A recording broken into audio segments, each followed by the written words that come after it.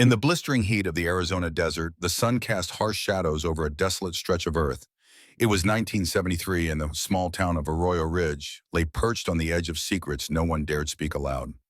Here, in the unforgiving vastness, stood a forgotten outpost, an old military observation post abandoned decades earlier, its rusted metal skeleton half swallowed by sand and time. For years, the residents whispered rumors about what had gone down there. Soldiers disappearing, strange noises during the night, lights flickering with no explanation. But no one was foolish enough to go near. The military had sealed it off, declaring it a restricted zone after a sudden evacuation that nobody in town understood. Decades passed and the outpost drifted further into obscurity. That was until satellite surveillance, at the cutting edge of technology, captured something unusual. A subtle shift beneath the shifting dunes revealed the outline of a previously undiscovered bunker hidden beneath the sands, one the government had never admitted existed. Dr. Evelyn Hayes, a determined historian and cryptologist specializing in Cold War secrets, was among the first to hear. Intrigued by the possibility of uncovering a hidden chapter of American history, she assembled a small team of experts. Their mission: to venture beneath the desert into the shadows of a silent bunker, long locked away from the world. The scorching desert winds howled outside as the team approached the partially concealed entrance. Its heavy steel door rusted but intact. Evelyn's flashlight cut through the dust-thick air, revealing faded military stencils still barely visible on the walls. The silence inside was suffocating, broken only by the creak of old hinges and the distant drip of unseen water. What awaited them beneath the surface was far beyond any classified report or historical record. Inside the dusty corridors lay fragments of a story, hidden files, encrypted journals, and cryptic tapes whispering secrets too explosive for the public eye. Stories of covert experiments, political betrayals, and a disappearance that had fractured a family for decades. Evelyn's hands trembled as she flipped through a faded journal, its pages fragile with age yet sharp with unspoken urgency. The entries spoke of a soldier named Jonathan Mockler, stationed at the outpost in the early 1970s, whose disappearance had been officially recorded as missing in action. But behind the sterile military jargon was a tale of eerie phenomena, clandestine operations, and a personal quest for truth that had driven one man into the heart of darkness. Months before his disappearance, Jonathan had begun documenting his suspicions: strange transmissions in unknown languages, unexplained equipment malfunctions, and encounters with masked figures in the dead of night. The last entry ended abruptly, with a chilling warning scrawled hastily in the margins: "They watch and wait. Trust no one. The desert keeps its secrets." As Evelyn and her team peeled back layer after layer, it became clear this was no ordinary cold case. Every discovery raised more questions about who was truly behind the outpost closure, what had been hidden within the desert sands, and how far the silence had been enforced. Local legends, long dismissed as ghost stories, now took on new meaning. Villagers recalled seeing unmarked military convoys hauling crates under cover of darkness. Some spoke of haunting sounds echoing across the dunes, of people vanishing without a trace. The harsh desert had swallowed them all, leaving only fear and unanswered questions behind. Day by day, Evelyn's expedition uncovered relics entangled in mystery, hastily buried files revealing attempts to weaponize psychological warfare, strange scientific instruments designed to manipulate perception, and unsettling audio recordings that hinted at a presence defying explanation. One particularly disturbing tape sent chills through the entire team.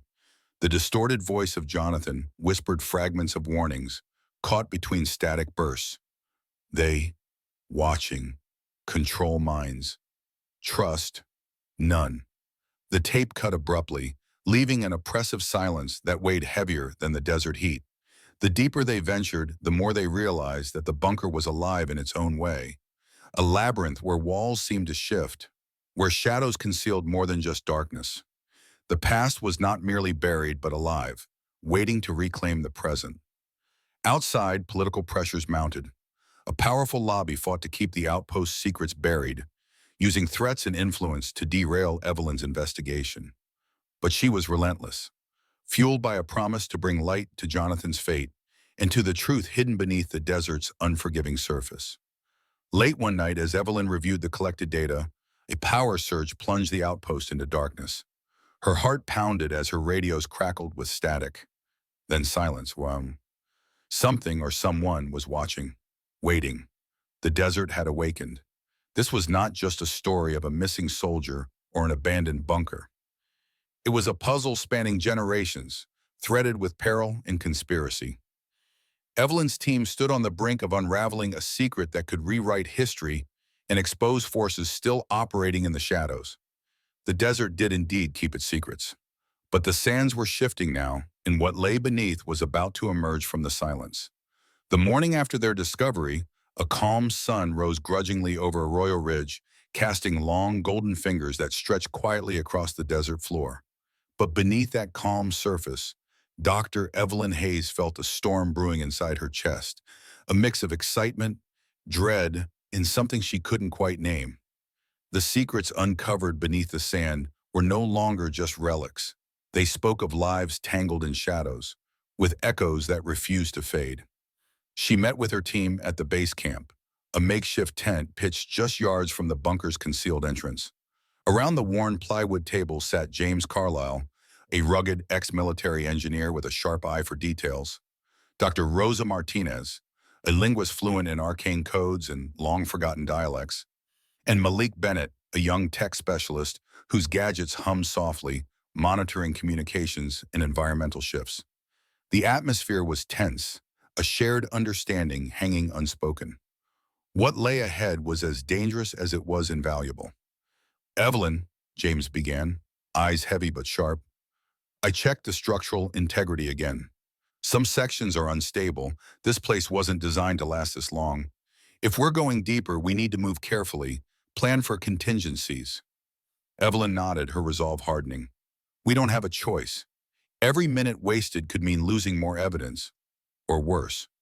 Rosa spread out a collection of papers and faded photographs, carefully transcribed journal entries, cryptic symbols, and strange diagrams that seemed to map unknown frequencies. "These notes, they're like nothing I've ever seen. Some are encoded with what might be a Cold War-era cipher, but some symbols don't match any known language." Malik chimed in, tapping on a tablet. "I managed to boost the audio from the tapes. There's fragmented chatter, distorted messages in multiple voices and languages. The quality is poor, but certain patterns emerge. It's like some sort of covert communication." An eerie silence settled as each person wrestled with the weight of their discoveries. Later that day, Evelyn retreated to her tent and sat under the dim light of a lantern. Her fingers traced the worn edges of Jonathan Mackler's journal once more, as if trying to draw meaning from the faded ink itself. Her mind wandered to the man behind the words, how a soldier caught between fear and duty had dared to defy silence. Who were they Jonathan warned about? What if the threatening presence lurking in those pages was still active? The thought sent a shiver down her spine, mingling with the desert's relentless heat. Outside, wind swept fine grains of sand against the tent flap. She imagined the bunker as a living creature, silent, watchful, impossibly hungry for those who dared to invade its depths. The following days moved in a blur of discovery and tension. Flashlights cut through the darkness of winding corridors lined with peeling paint and rusting metal. Dimly lit rooms held the ghosts of hurriedly abandoned lives. Discarded ration cans, hastily folded clothing, personal effects frozen in time. One room, marked with peeling warning signs, contained banks of outdated communication equipment, large, cumbersome consoles with blinking lights long dead. Evelyn's heart raced as Malik powered up a restored receiver, static crackling before a faint melody emerged, soft and haunting, like a lullaby lost to time. The melody seemed to ripple through the bunker's cold walls, stirring echoes from the past. Was it a code, a distraction, or a message left for someone who might never return? Amid these moments, tensions within the team surfaced. James voiced his concerns about what they might be unleashing. "These aren't just relics. There's something here, something big. We have to ask ourselves if we're prepared for the consequences." Rosa, ever the linguist, mused, "Language, symbols, music, they're all part of a larger tapestry. We're only seeing fragments, but I'm convinced there's a method behind the madness. Evelyn reminded them, we chose this path knowing its risks. Truth demands we keep going. Meanwhile, the outside world pressed in relentlessly. Phone calls and veiled warnings from shadowy figures hinted that powerful forces watched their every move. The government wanted the bunker to remain forgotten, its stories buried beneath the relentless desert sands. One evening, as the sun dipped below the horizon, Elias, a local guide who had been helping the team navigate the unforgiving terrain, approached Evelyn quietly. You don't know what you're dealing with, he said, voice low. The desert holds more than just secrets. It keeps promises and holds grudges. Some doors, once opened, don't close so easily. Evelyn's gaze hardened. I need to know what happened to Jonathan, to everyone who vanished here. Elias nodded slowly, eyes reflecting the burning embers of the campfire. Then you need to be ready for what answers cost. That night, sleep slipped away from Evelyn as she replayed every discovery in her mind. The cryptic warnings, the eerie music, the heavy silence in the bunker's depths. The desert might hide its secrets, but for the first time in decades, they were waking up. And so was the danger. The morning sun burned brighter, turning the desert into a sea of shimmering, heatwave illusions. Inside the outpost bunker, Evelyn adjusted her flashlight, its beam piercing the dense darkness of the narrow corridor. The air was thick with dust and an unsettling stillness that clawed at her nerves. Each step echoed, a reminder of the vast emptiness swallowing years of forgotten history. Look at this, Malik called softly from a side room. Evelyn turned towards the faint glow of his screen. The tech specialist was examining an intricate wall panel studded with buttons and switches, most of which were corroded beyond use. It's a control panel, Malik explained, fingers dancing over faded labels, some letters worn away, but others still legible. Surveillance, communications, emergency override. Evelyn's heart raced. If this is still functional, it might hold answers, or reveal what they tried to hide. They proceeded cautiously, mapping out the labyrinthine layout. The bunker sprawled farther than initial assessments suggested, twisting passages branching like veins beneath the earth. Narrow stairwells spiraled down to deeper, colder levels, and strange metallic humming occasionally radiated from unseen machines. Suddenly, a faint draft swept through the hallway, carrying with it a faint odor, like old paper mixed with something more metallic and bitter. Evelyn shut her eyes briefly, sensations sharpening as if the very walls were breathing secrets, waiting to be understood. James, leading the way, stopped abruptly. Hold on, there's an old locker here.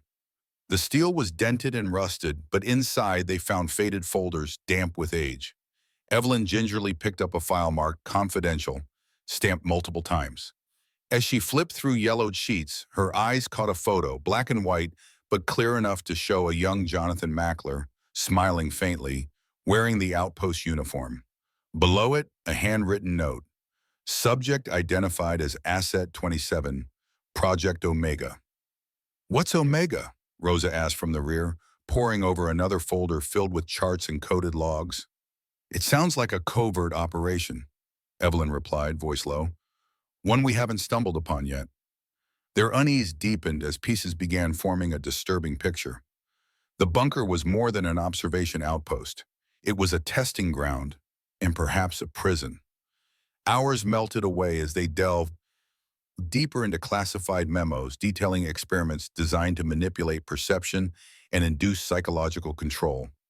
There were descriptions of devices emitting low-frequency waves intended to influence brain activity, technologies decades ahead of their time.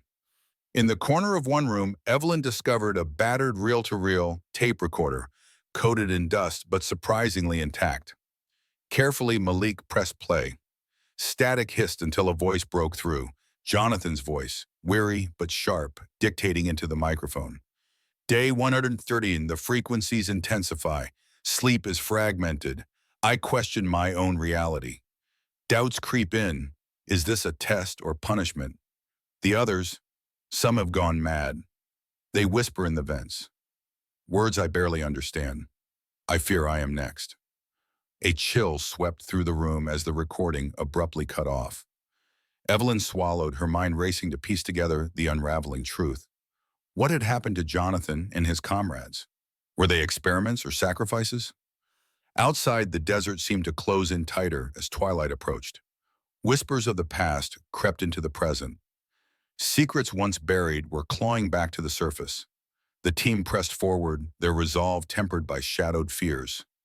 Every step forward was a descent into the unknown, a journey where the lines between reality and nightmare blurred beneath the burning sun. As Evelyn and her team delved deeper into the bunker's secret chambers, they uncovered what seemed to be the heart of the outpost's darkest mysteries. Evidence of psychological warfare experiments conducted in secret under the guise of national security. The walls of a dimly lit laboratory were cluttered with archaic scientific instruments, tangled wires, and glass vials that once held experimental compounds. Faded diagrams sketched on yellowed blueprints depicted waves and frequencies meant to target human perception. It was eerily reminiscent of the now infamous, though officially denied, CIA programs known to test mind control techniques during the Cold War. James, brushing dust off a battered metal filing cabinet, produced brittle documents annotated with coded names and references to Project Echo and Operation Midnight. The files described experiments involving sensory deprivation, electroshock treatments, and the administration of psychoactive substances designed to influence cognitive functions. These programs, James remarked grimly, were designed to break or control the human mind, to erase loyalty and reprogram individuals. Evelyn read aloud from a covert report. Subjects were subjected to prolonged isolation, auditory stimuli loops, and forced ingestion of hallucinogenic compounds. Many exhibited severe psychological trauma, dissociation, and memory loss. The outcomes were unpredictable, but control was the ultimate goal. Rosa pieced together encrypted audio files retrieved from the bunker's communication vault. Disturbing intercepted conversations hinted at the use of these mind-altering experiments not only on soldiers but on civilians suspected of disloyalty or espionage. The chilling reality dawned on the team. Jonathan Mackler had been more than a soldier. He had been a reluctant test subject, caught in a web of classified experiments where human rights were sacrificed at the altar of Cold War paranoia. One tape recorded Jonathan's voice, strained and fragmented. They promised salvation through control, but it's execution. My mind fractures like glass under their assault.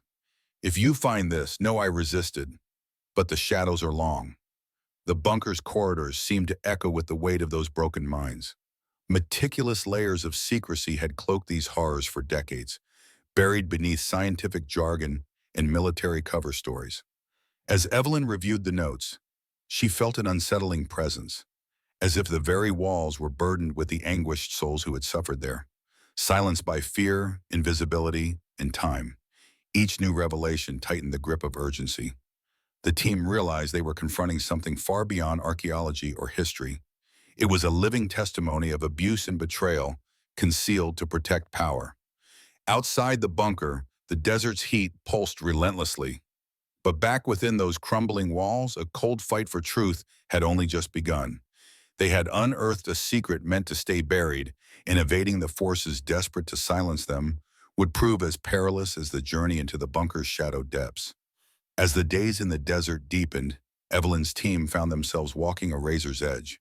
Between revelation and danger, knowledge and nightmare, the bunker seemed to breathe secrets, and every shadow whispered warnings they couldn't fully comprehend. One humid evening, while the sun dipped behind rocky horizons, Evelyn convened the team around a small, flickering lantern. Maps, photographs, and fragments of journals sprawled across a battered table, illuminated in warm amber light. "We've uncovered layers of deception deeper than I ever imagined," Evelyn began. "Project Echo, these psychological experiments weren't just theorized, they were weaponized right here. Men like Jonathan weren't informed, they were used." James leaned forward, exhaustion creasing his weather-beaten face.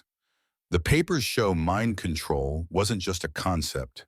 They tried everything: sensory isolation, brainwave manipulation, chemical stimulants. There are reports of soldiers lost to madness. Some never returned." Rosa pulled a cracked pair of reading glasses from her pocket, her voice soft but steady. "When I translated the encrypted messages from the tapes, I found warnings meant to stop anyone from probing too deep. Warnings that Jonathan recorded himself. Malik's fingers hovered over his tablet, ready to pull up another clip. Listen to this. Static gave way to a dissonant melody laced with whispered voices, some pleading, some commanding. It's like the bunker itself was broadcasting madness, breaking down resistance before it began. The tape's abrupt silence left a hollowness, as if even the technology feared what had been unleashed. Outside the confines of their camp, shadows lengthened as local legends bled into reality. In whispered conversations with Elias, their guide, Evelyn learned of townsfolk who spoke of unnatural nights, phantom lights dancing over the dunes, strange sounds echoing through canyons, and people disappearing without trace. One story chilled her to the bone. A hiker who vanished near the outpost perimeter, found days later wandering delirious, babbling about voices in the wind, and eyes watching where none should be. Some secrets, Elias warned one night, don't want to be found. The desert remembers. It's patient. Evelyn wrestled with this knowledge. Jonathan's fate was no longer a distant tragedy, but a living warning. Fueled by determination, the team pushed deeper into the underground maze. Their hands traced faded signs telling of emergency protocols, sealed chambers, and forbidden research that blurred ethical boundaries. In the dim glow of their flashlights, Evelyn uncovered a sealed door marked Section Zeta, the final frontier. Behind it, rumors whispered of clandestine experiments so secretive, few records survived. With tools borrowed from the old maintenance kits, they pried open the heavy door, revealing a chamber suspended in time. Rows of glass tubes lined the walls, some shattered, others still filled with mysterious fluids.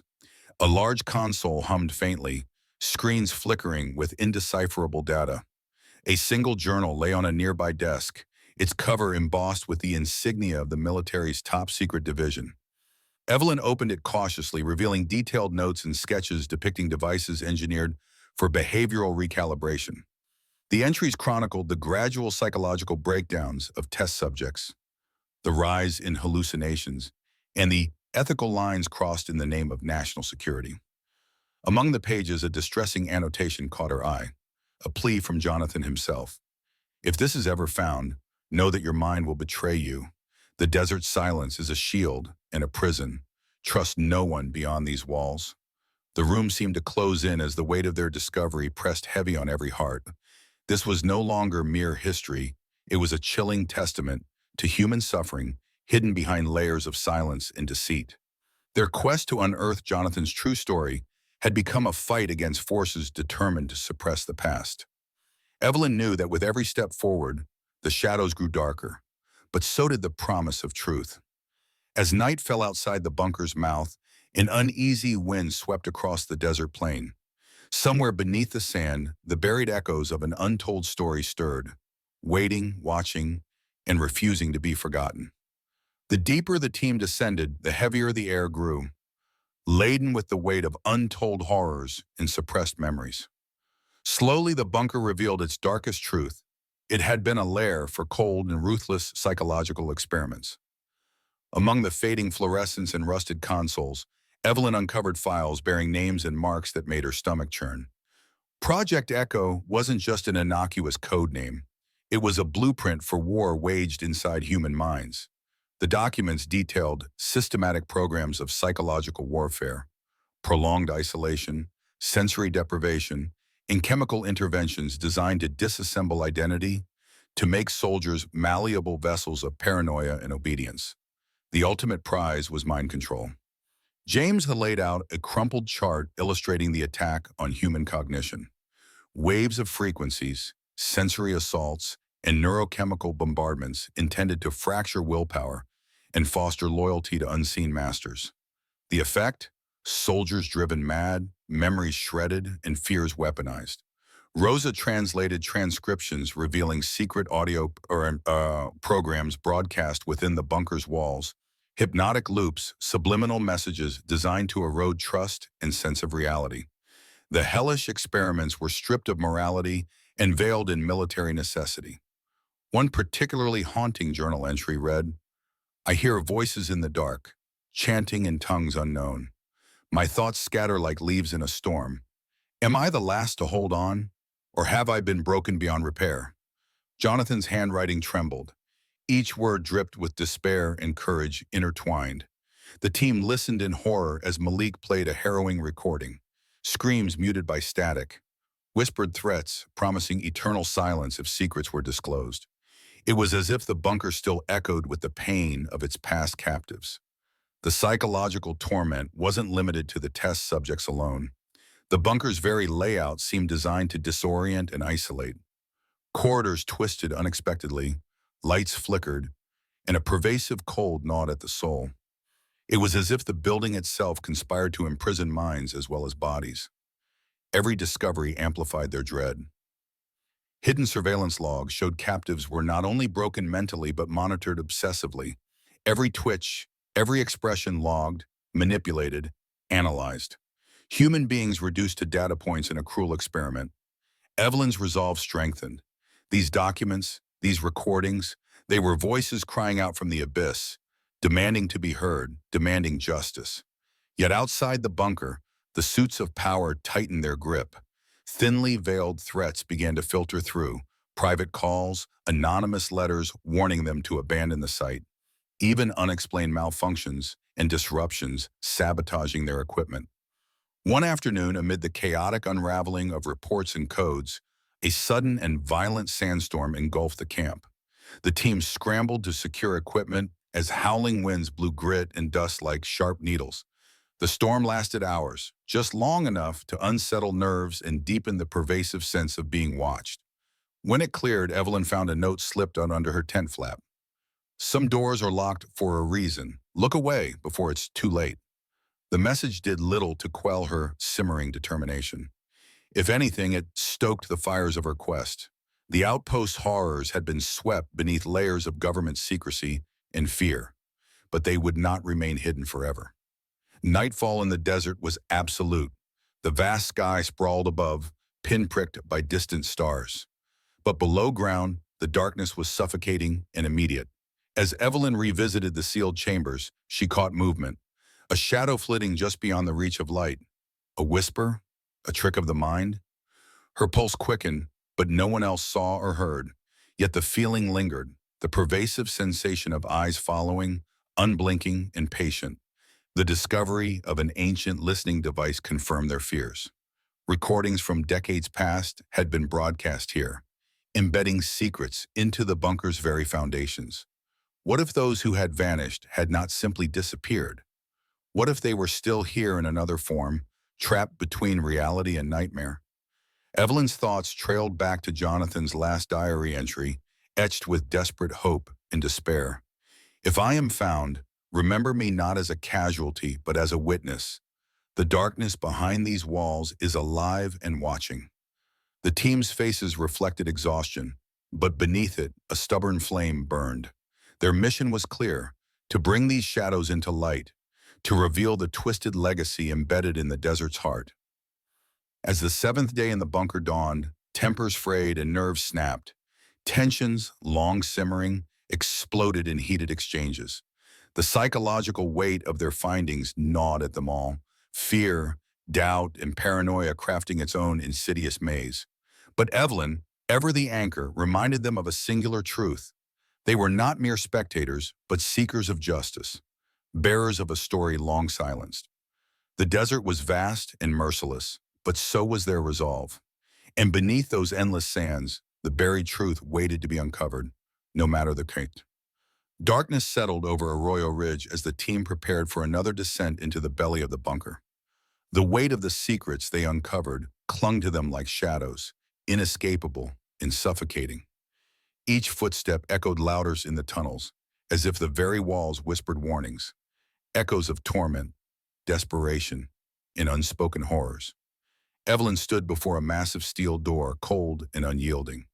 This was Section Zeta, the legendary site whispered among the few who dared speak of the Outpost's darkest past. With a slow, deliberate creak, the door yielded to their persistence and swung open into a cavernous chamber. The room inside was a grim testament to scientific ambition devoid of conscience. Rusted pipes dripped unknown fluids onto cracked floors.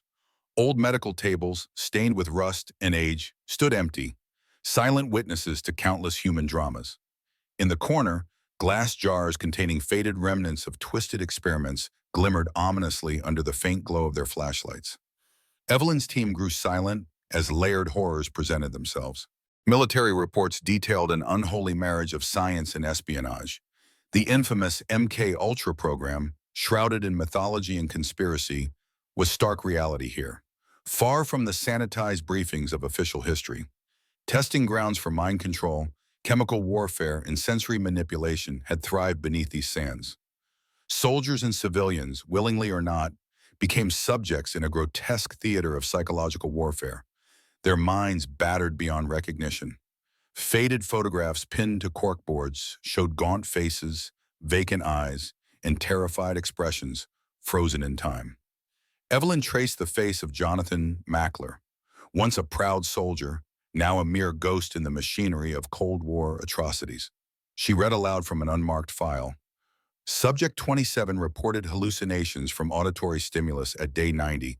Increased paranoia and dissociative episodes noted. Experiment terminated at subject request. Denied. James's voice was a low growl. They didn't terminate much. Some never left. They vanished into the shadows of their own minds. Rosa examined encrypted notes, her brow furrowed. The language here is deliberately fragmented. It reads like a mind unraveling, half warnings, half delirium. They were fighting invisible enemies within their own heads. In a dusty corner, Malik activated a prototype neural stimulation device. The machine hummed to life, and an eerie wave of sound filled the chamber.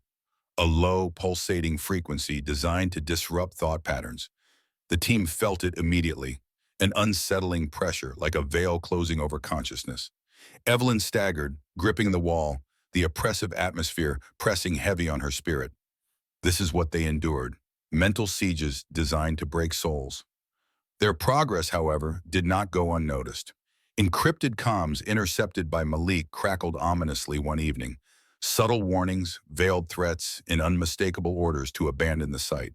Powerful interests still clung to the bunker's silence, willing to go to great lengths to protect their secrets.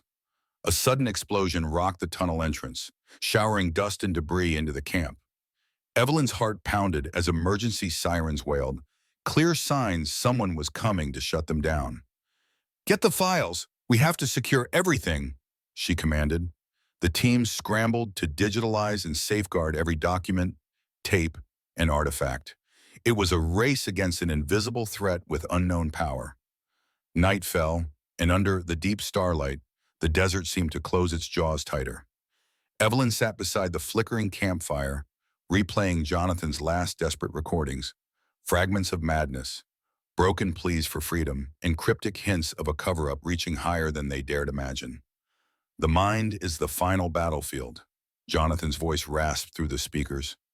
"They took the bodies, but the war lives within." Evelyn's eyes shone fierce with determination. "We uncover these truths, not just for history, but for those lost souls, no longer hidden, no longer forgotten." But as the chilling desert winds whispered around their camp, one truth haunted them. The battle they had ignited was far from over. The past was awake, and it was hungry.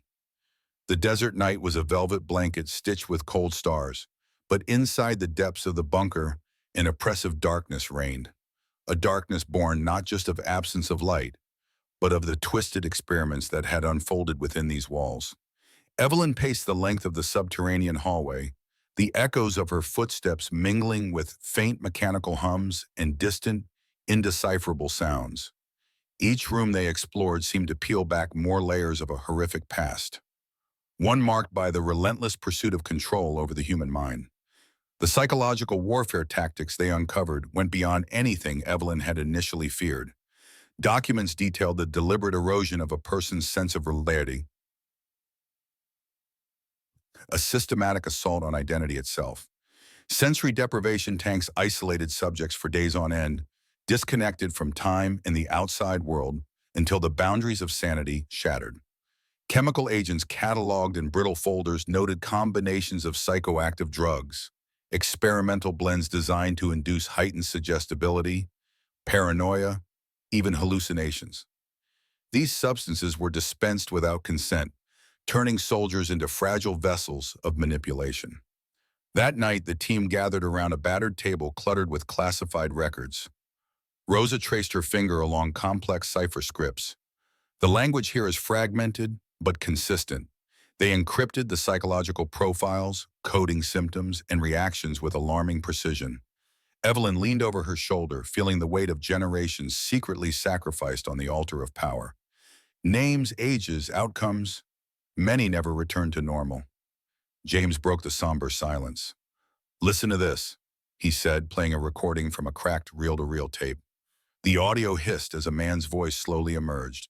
Jonathan Mackler's voice, strained and trembling. "Day 143, the recording began. Isolation worsens. Voices haunt my sleep. Commands echo in the darkness. I question what is real, what is puppet, and what is master. If anyone finds this, know that resistance is a fragile light in endless night." The tape ended abruptly, replaced by the eerie silence of an empty room. Malik rubbed his temples, the technical genius visibly shaken. These recordings, it's like stepping into a collapsing mind. As Evelyn sifted through reports, a chilling realization surfaced. The work conducted here wasn't merely about breaking will, it was about creating pawns for a covert battlefield. But behind the paper and tape lurked human stories of companions lost, friendships severed by paranoia, families left shattered. One letter, penned in shaky handwriting, spoke of betrayal within the ranks and the crushing weight of fear. Their day-to-day investigations were shadowed by an unseen presence. Threatening calls left messages: "Stop digging or suffer the consequences." Equipment sabotages disrupted their data collection. One morning, a drone assigned to monitor the land vanished without a trace. The pressure was mounting. Evelyn knew their uncovering of truth threatened forces far beyond local concern. The Cold War's ghosts were still alive, and they would fight to silence these echoes. The psychological toll was beginning to show. Team members grappled with nightmares echoing with cryptic codes and haunting voices. Distrust seeded itself among friends once united by purpose. One harrowing night, as Evelyn reviewed maps under flickering light, a sudden sound froze her blood, a faint tapping on the bunker's steel walls. The sound repeated, rhythmic and deliberate, like a code in the dark. She called for James, who traced the noise to a forgotten ventilation shaft. Peering inside, they found a crudely scratched message on the metal: "You awaken what sleeps." The cryptic warning chilled them deeper than the desert cold. In the following days, they found cabins and hidden caches containing supplies and remnants of other expeditions long lost. The bunker was no isolated tomb. It was part of a network, each node more sinister than the last. Evelyn documented every moment, every discovery, knowing their story needed to be told. But as external threats escalated, with helicopters spotted on the horizon and strangers shadowing their movements, the boundary between hunter and hunted blurred. Their mission had grown from historical inquiry to a perilous quest for survival and justice. And beneath the waves of desert sand, the silence quivered, as if the bunker itself awaited their final reckoning. Inside the fortress of sand and steel, the walls seemed to sag beneath the weight of decades-long silence. As Evelyn and her team advanced through twisted corridors, the bunker unfolded like a living testimony of Cold War paranoia, a graveyard of minds trapped between obedience and madness. The air was thick with the scent of rust and forgotten memories as they stepped into a vast chamber cluttered with decayed medical equipment and shattered glass jars. The room pulsed with an eerie resonance, a reminder that this was no ordinary laboratory, but a stage where humanity faced its darkest reflexes. Among the brittle pages scattered on an old desk lay testimonies to brutal experiments reminiscent of the chilling MK Ultra program, rumored for decades in whispered conspiracy theories. Here, the unthinkable had been put into practice. Human minds turned into pawns for a shadowy war of the psyche.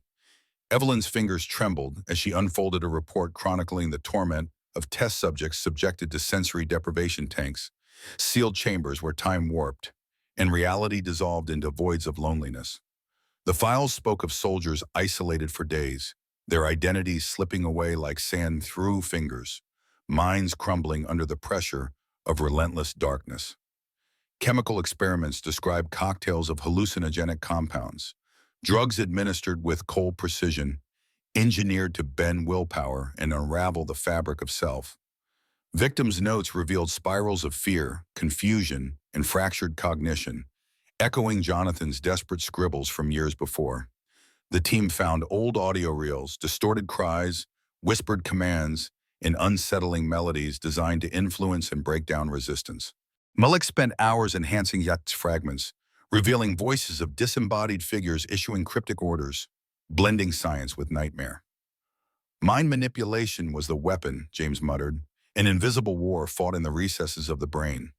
Rosa unearthed coded transmissions hinting that the experiments extended beyond soldiers, implicating civilians caught in a web of suspicion. These secretive operations blurred lines between loyalty and madness, a dark chess game hidden beneath national security. As the team cataloged horrors, an oppressive sensation settled over them. The bunker, with its twisting maze of corridors, dim lighting, and sudden echoes, felt less like a building and more like a cage for lost souls. Each night brought restless dreams, crying children, muffled screams, and shadowy silhouettes that dissolved at dawn. Evelyn questioned the cost of their pursuit. Had they unleashed a trauma too vast for healing? Despite the dangers, their resolve hardened. Evelyn knew telling this story could shatter reputations and ignite political firestorms, but the victims deserved voice, truth, and remembrance. One evening, as desert winds swept the camp, Evelyn received a discreet visitor, Elias, their enigmatic guide, whose eyes bore ancient wisdom and sorrow. "Be cautious," he warned softly. "There are forces lurking beyond your comprehension. The ones who buried these secrets would rather see you silenced." Evelyn met his gaze steadily. "Then we faced them with light, not fear." But the outside world was closing in. Unmarked vehicles patrolled nearby, communications jammed, and a sense of being watched permeated every moment. Their final days in the bunker were a frantic race, securing evidence, piecing together fragmented truths, and confronting their own unraveling minds. Paranoia crept like a slow poison. Who could be trusted? What lurked unseen in the radio static?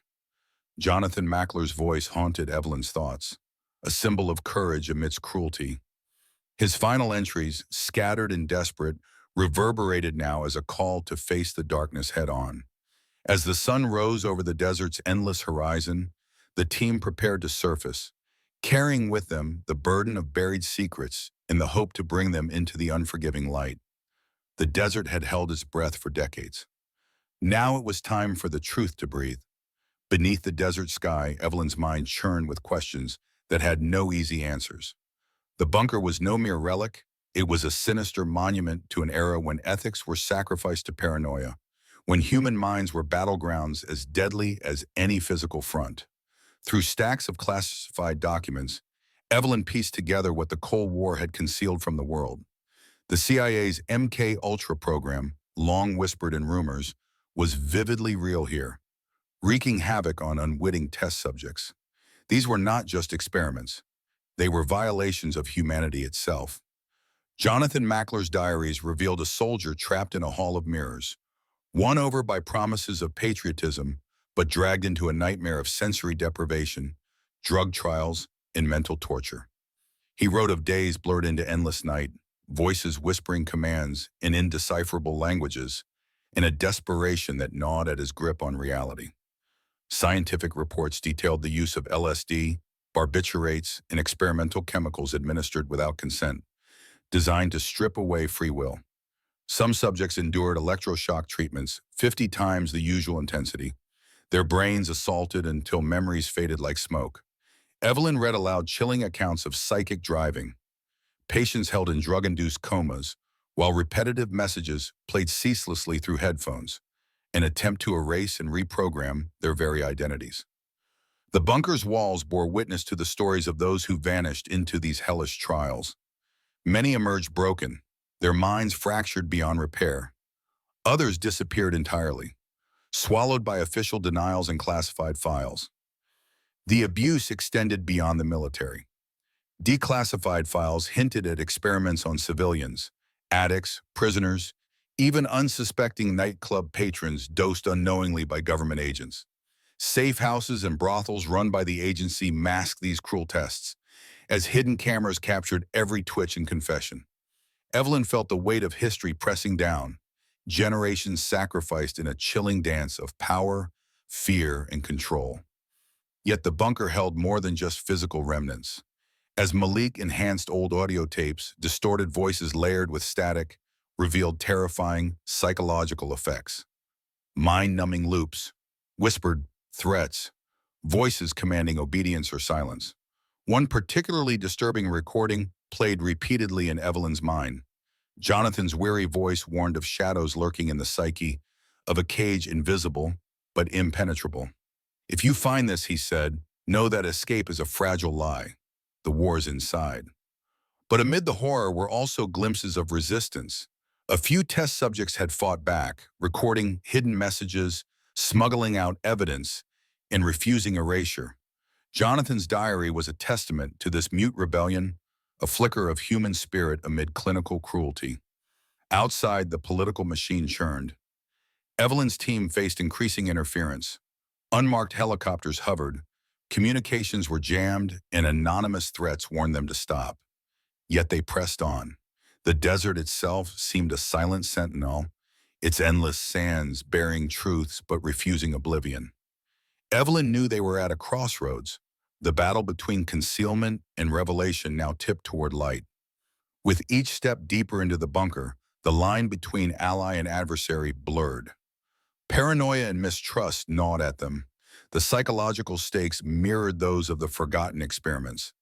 And as the past and present entwined, Evelyn felt the crushing reality.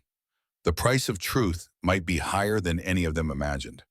The bunker was not merely a location, it was a living nightmare, a crucible of Cold War insanity whose echoes challenged everything they knew about freedom, loyalty, and human resilience. Their mission was clear, but the outcome was uncertain. In that desert tomb, the ghosts of MK Ultra awaited their reckoning. Desert nights held their own brand of silence, a suffocating stillness that all screamed louder than any chaos. As Evelyn and her team navigated the labyrinth beneath Arroyo Ridge, the bunker seemed to pulse with a memory all its own. Whispers of cruelty, broken minds, and haunting betrayals from a shadowy past. The chilling remnants of secret Cold War programs spilled out before them like a dark flood. Evelyn discovered a series of classified reports outlining a ruthless campaign of psychological warfare designed to fracture the human mind and mold it into obedient weaponry. The experiments within these walls echoed the atrocities once veiled behind names like MK Ultra. Jonathan Mackler's diaries were key to the puzzle, his pen strokes etched with the desperation of a man trapped, manipulated, and broken. Evelyn read aloud from one particularly harrowing entry. "Isolation devours sanity. The whispers claw at my mind, twisting reality into grotesque shapes. They say this is for the good of the nation. But at what cost? If these words survive, know I fought to remain myself amid the horrors." In dusty corners, they found reels of audio tapes, fragments of terror captured on magnetic strips, voices shivered through static, riddled with desperation and coded messages. Malik meticulously enhanced every fragment, revealing haunting mantras meant to dismantle resistance, looping commands, subliminal threats, and chilling lullabies designed to lull the mind into submission. The psychological assault was multidimensional. Chemical agents were combined and administered without ethical boundaries. Hallucinogens, sedatives, and stimulants crafted in cold labs to manipulate perception. Soldiers and civilians alike were pawns in a grim chess game, their identities erased and rewritten by unseen masters. The bunker's architecture itself was a weapon. Disorienting corridors, inconsistent lighting, and loud white noise machines designed to exacerbate confusion and fear. Evelyn could almost feel the building breathe, a malevolent organism thriving on human frailty. The team's own mental fortitude was tested daily. Sleep eluded them. Nightmares filled with phantom voices and cold, empty eyes haunted their rest. Paranoia seeped into the cracks of camaraderie. Trust became a fragile commodity. Despite mounting threats from unknown powers requesting and demanding their silence, Evelyn refused to yield. She was driven not only by the pursuit of historical truth, but by a deeper obligation to those who had been erased by calculated cruelty. One night, Evelyn's resolve was tested like never before. A storm rolled over the desert, fierce winds battering their encampment.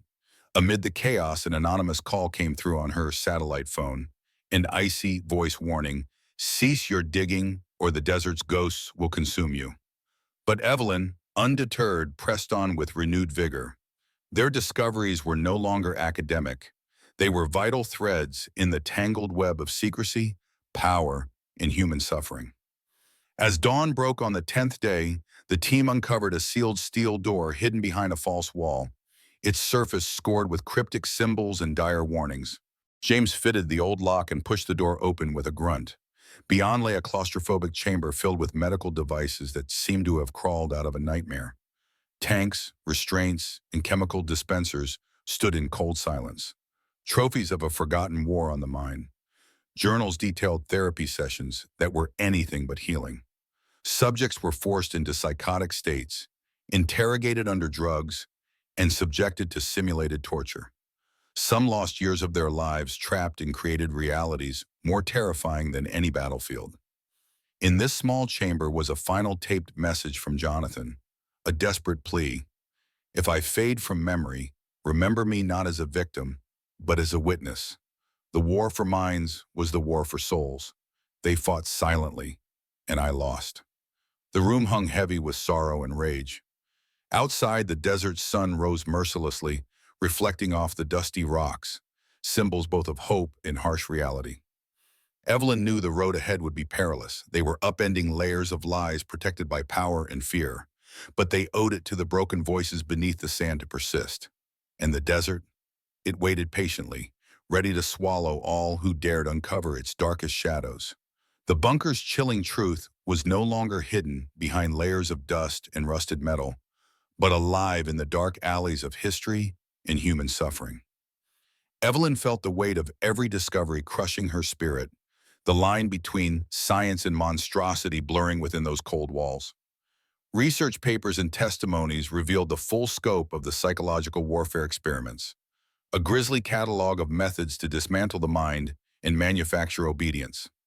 The infamy of MK Ultra was not just rumor, it was a meticulously orchestrated nightmare carried out in these very chambers. Jonathan's diaries became the haunted voice of a tortured soul. His words captured the terror of hypnosis used as a weapon, electroshock treatments pushed to brutal extremes, and extended periods of sensory deprivation designed to erase identity. One entry sent a cold shiver: the bright lights and the endless loops. Madness is a slow poison. I see shadows behind every corner, faces morphing, the echo of commands drilling into my brain. They want me broken, to dream only what they feed. Experiments went beyond drug trials. Evelyn uncovered references to psychic driving, a torturous process created by Dr. Donald Ewan Cameron, involving weeks of drug-induced comas with ceaseless repetition of recorded messages intended to reprogram the mind. Cameron's work, commissioned covertly, crossed international borders and ethical lines, using vulnerable patients unaware they were part of unspeakable trials, a haunting echo of human exploitation disguised as therapy. The team found audio recordings from these sessions, monotonous voices playing like sinister lullabies. As Malik enhanced the tapes, the room seemed to pulse with the ghostly remnants of tortured minds struggling for freedom. Equally disturbing were revelations about covert brothels, safe houses where unsuspecting men were drugged with LSD, watched through one-way mirrors, while their intoxicated confessions were recorded for study. The veil of secrecy was thick and oppressive, maintained by powerful agents who would stop at nothing to keep these truths buried.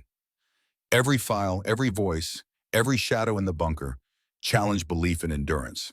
Evelyn realized their mission was not only to uncover history, but to face the present danger looming over their heads.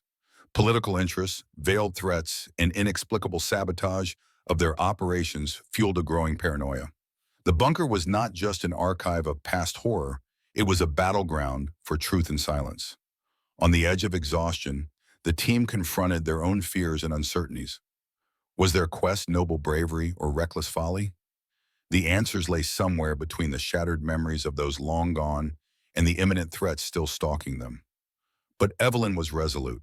The stories entombed beneath sand and secrecy deserved light. For Jonathan, for every lost soul, and for the future that must learn from these shadows. As dawn approached, painting the desert in muted gold, the bunker whispered promises. The past could not be erased. Its echo would forever reverberate in the minds willing to listen. The days in the bunker drew on, an oppressive passage marked by revelations that twisted Evelyn's worldview. The chilling reality was that the psychological warfare experiments conducted in these walls were but a sliver of a far broader and darker Cold War narrative, a war fought not with guns and tanks, but through control of the human mind. Evelyn buried herself in declassified documents and survivor testimonies that painted a grim picture of a secret world where ethics were discarded in the name of national security. The CIA's MK-Ultra program, long whispered in conspiracies, was now a grotesque reality illuminated by the bunker's faded lights. The program aimed to create super soldiers, loyal beyond question and manipulated beyond recognition. Experiments included administering psychotropic drugs like LSD to soldiers and civilians alike, in attempts to shatter memory and reprogram loyalty. Victims were selected from prisons, hospitals, and even unsuspecting citizens, frequently unaware they were part of these cruel trials. Jonathan Mackler had recorded his descent into mental fragmentation. His words spoke of a reality unraveling, voices repeating commands, shadows flickering just beyond vision, and the torturous battle for control of his own mind. Trust fades into hallucination, he wrote. Every thought is questioned, every memory suspect. I'm lost in the labyrinth of my own psyche. More files revealed horrific psychic driving practices, subjects kept in drug-induced comas, while repetitive messages, often recordings of confessions or ideological indoctrination, played ceaselessly.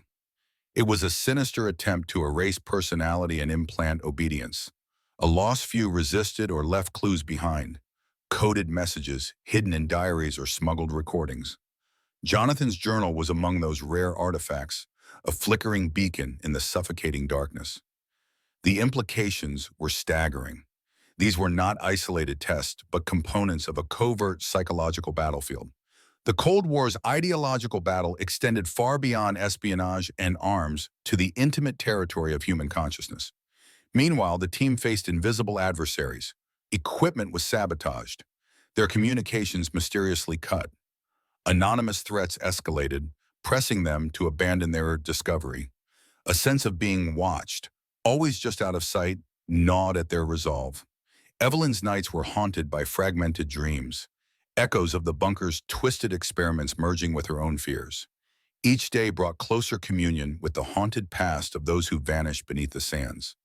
Local legends mingled with documented terror, stories of strange lights flickering above the dunes, of disappearances unsolved and unspoken. The desert seemed not just a barren wasteland, but a sentinel guarding its buried sins. During one restless night, Elias approached Evelyn by the campfire, his eyes shadows of knowledge and warning. "The desert doesn't forgive," he murmured. "Those who uncover its secrets must face its wrath. The bunker is a wound on this land, and not all scars are visible." Evelyn met his gaze. "Then we heal it with truth." The dawn broke harshly, spilling light across their weary faces.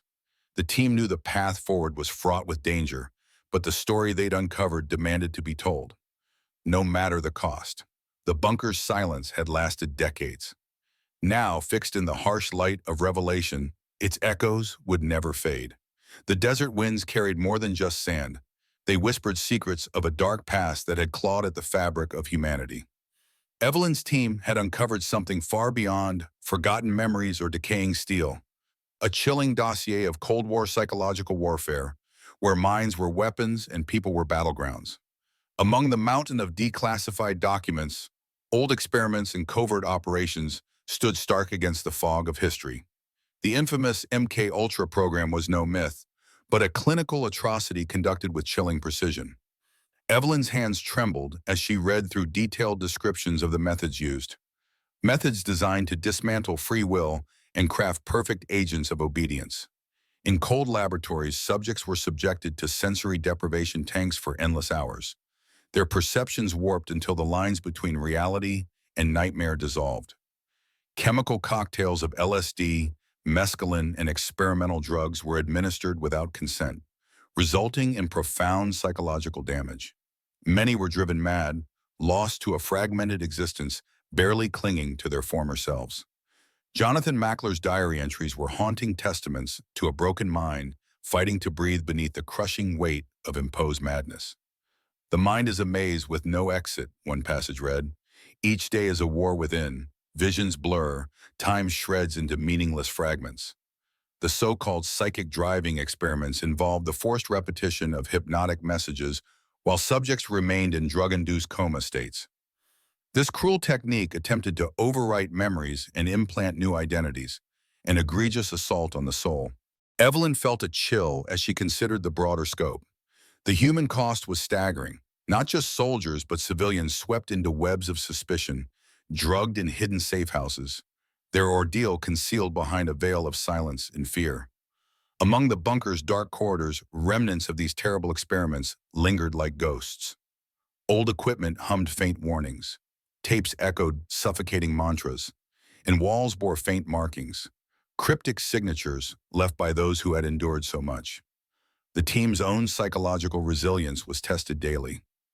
Evelyn found herself haunted by whispered voices and fleeting shadows within the tunnels. Sleep was scarce. Paranoia crept into conversations and cracked friendships. Despite mounting external threats to their mission, veiled warnings, technical sabotage, and surveillance, they persevered. The truths they unveiled could shatter nations, unravel post-war narratives, and bring justice to the silenced. Late one night, Evelyn sat alone beneath the expanse of a jeweled desert sky, Jonathan's voice playing softly from a restored recorder. "Remember me, Pui," he pleaded through the static, not as a broken man, but as a witness. This war was silent, but no less cruel. She knew the path ahead would be fraught with peril and sacrifice, yet she vowed to carry their stories into the light, no matter what shadows chased her. The desert's ancient sands held their breath, waiting. And so did the past. The Cold War was not merely a contest of arms and diplomacy. It was, in essence, a war of minds. As Evelyn sifted through the hundreds of classified documents and personal accounts gathered deep within the bunker, it became clear how psychological warfare was woven into the very fabric of this global conflict. Long before the harsh desert sands swallowed the outpost, a different kind of battlefield had emerged. One where propaganda, brainwashing, and covert operations sought to dominate not just foreign nations, but the very consciousness of individuals caught in the ideological crossfire. The Psychological Strategy Board, created in the early 1950s by President Truman, was the U.S. government's answer to an escalating mental war. Its mandate was to coordinate and strategize a range of unconventional warfare tactics, spanning overt propaganda, clandestine actions, and economic pressures, all aimed at undermining the enemy's will. Evelyn held in her hands a faded report discussing Project Troy, a groundbreaking scientific undertaking that married Cold War paranoia with technological innovation. Scientists from MIT and Harvard were tasked with developing methods to circumvent Soviet jamming of American broadcasts, aiming to penetrate the Iron Curtain with waves of information and disinformation. Yet the ambitions soon expanded. What started as propaganda evolved into attempts to directly influence human cognition. Radio transmissions embedded with subliminal messages, psychological operations aimed at sowing distrust within communist ranks, and covert experiments with drugs and hypnosis formed the backbone of a silent and merciless war. One document detailed the notorious MK Ultra program, directed by CIA officer Sidney Gottlieb, a man whose role was as shadowy as the experiments he oversaw. It revealed how the CIA administered LSD and other psychoactive drugs to unwitting subjects, from prisoners and mental patients to military personnel, in hopes of unlocking the secrets of brainwashing and mind control. The ethical void where these experiments took place stunned Evelyn. Men and women reduced to test subjects endured not only chemical torture, but sensory deprivation, electroshock therapy far beyond medical norms, and relentless psychological conditioning known as psychic driving.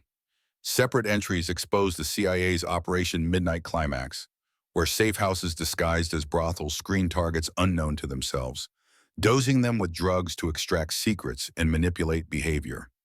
Hidden cameras, one-way mirrors, and the exploitation of human vulnerabilities played a dark game with real human lives.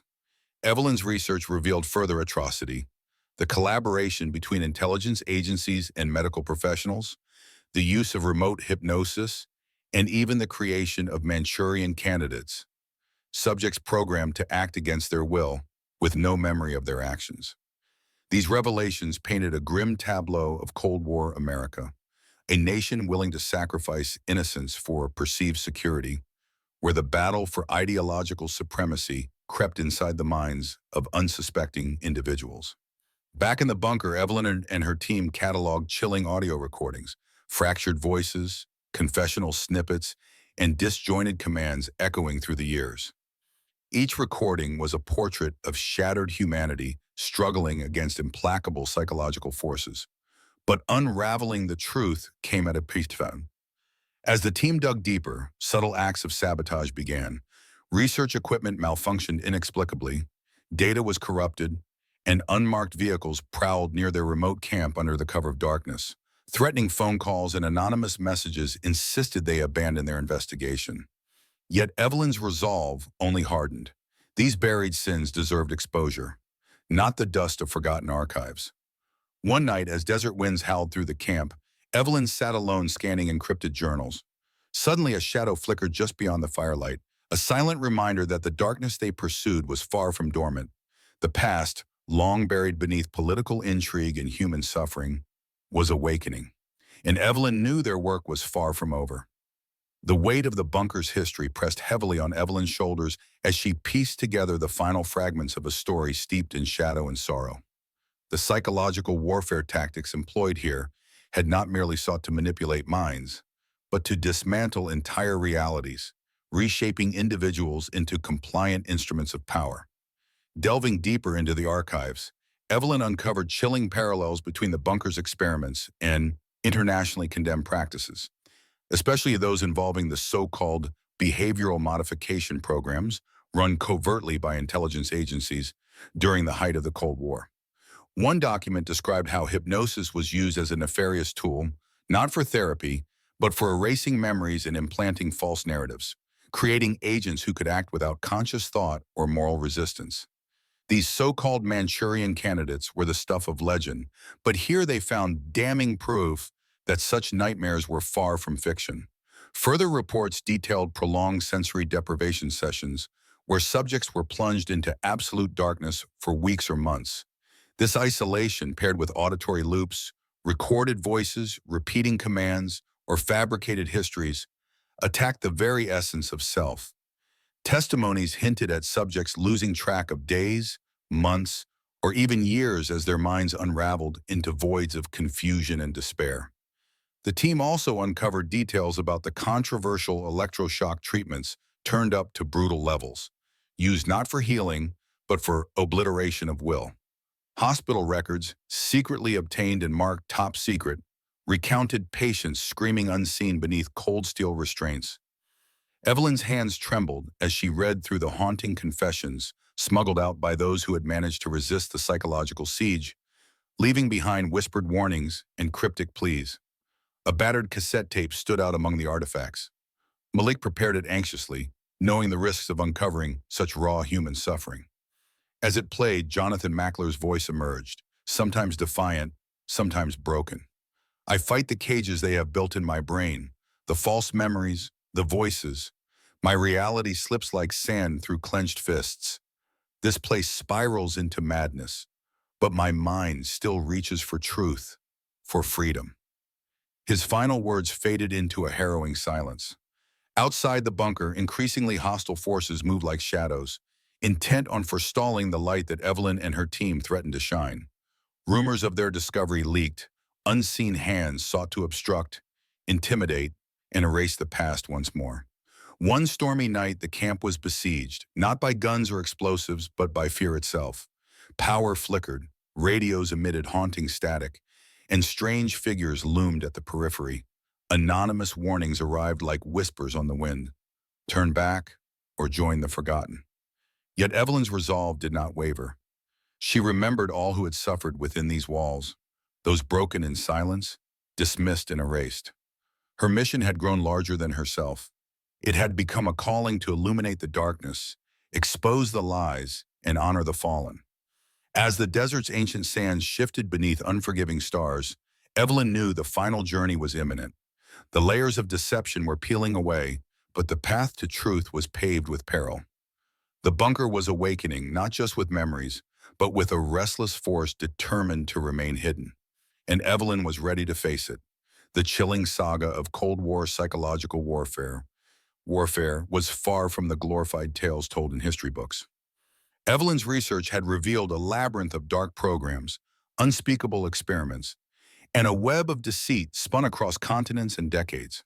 While the United States advanced its covert experiments inside bunkers like Arroyo Ridge, its adversaries were no less engaged in the battle of minds.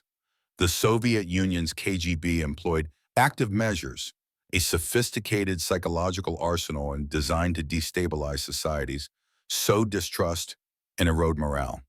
One defector, Yuri Alexandrovich Bezmenov, had unveiled the KGB's systematic ideological subversion, a slow, war-long campaign aimed at reshaping the perception of reality itself. Demoralization took decades, infiltrating education, religion, media, and governance. The goal was to wear down resistance from within by poisoning trust, blurring truth, and nurturing chaos. While the Soviet apparatus used propaganda and disinformation largely from afar, the CIA's program struck closer to home, intimate, clinical, and deeply invasive. Project MKUltra stood at the apex, seeking the ultimate control over the mind through chemical, hypnotic, and sensory assaults. Evelyn walked through the bunker's haunted halls, feeling the weight of these revelations settle like dust over bones. Photographs of broken men with hollowed eyes lined the walls. Letters penned with trembling hands spoke of betrayal, fear, and shattered realities. The labs held instruments designed to push the human psyche beyond its limits: sensory deprivation tanks, electroshock devices, and audio loops engineered to drown the mind in repetitive commands. These were not tools of healing, but weapons of obliteration. A faded letter detailed the horrors at the Allen Memorial Institute in Montreal, where Scottish psychiatrist Donald Ewan Cameron, funded covertly by the CIA, experimented on vulnerable patients. His psychic driving technique involved drug-induced comas, amplified by incessant playback of recorded messages, an attempt to erase memories and rebuild personalities from scratch, a chilling reimagination of torture as therapy. Evelyn listened to tapes recovered from the Institute, disjointed voices trapped in loops of commands, muttered fears, and cries for mercy. It was a cacophony of isolated souls imprisoned in the cruel machinery of science gone mad. The more Evelyn uncovered, the clearer it became. This was not mere history, but an ongoing narrative of power abused in secret darkness. Outside, the politics of fear unfolded as relentlessly as the desert sun. Behind closed doors, powerful interests worked to bury these truths, employing lobbyists, media manipulation, and covert intimidation to protect secrets once deemed necessary for national security. But the weight of suppressed guilt bore down on those who dared to wield such power, the silent victims whose voices had been stifled by decades of sanctioned cruelty. Evelyn's team faced increasing hazards. Manuscripts disappeared from their hands, digital files corrupted mysteriously, and infrared cameras picked up shadows shifting just beyond the reach of the camp's lights. The past was restless and not willing to be forgotten quietly. Ironically, their quest for truth mirrored the very psychological battles waged in the past. Mental fog, suspicion, and paranoia whispered through camp discussions, fracturing trust, raising doubts even among steadfast allies. Yet, amid darkness, glimmers of hope avoided being snuffed out. Jonathan Mackler's words echoed as a call to resilience and remembrance. To understand the mind is to know freedom, and its loss is the cruelest captivity of all. With heavy hearts but unwavering determination, Evelyn and her team prepared for the final stages of their mission. bringing light to the forgotten, voiceless victims of a war never fought openly. The desert sands had long concealed their stories. Now it was time to unearth them, no matter the cost.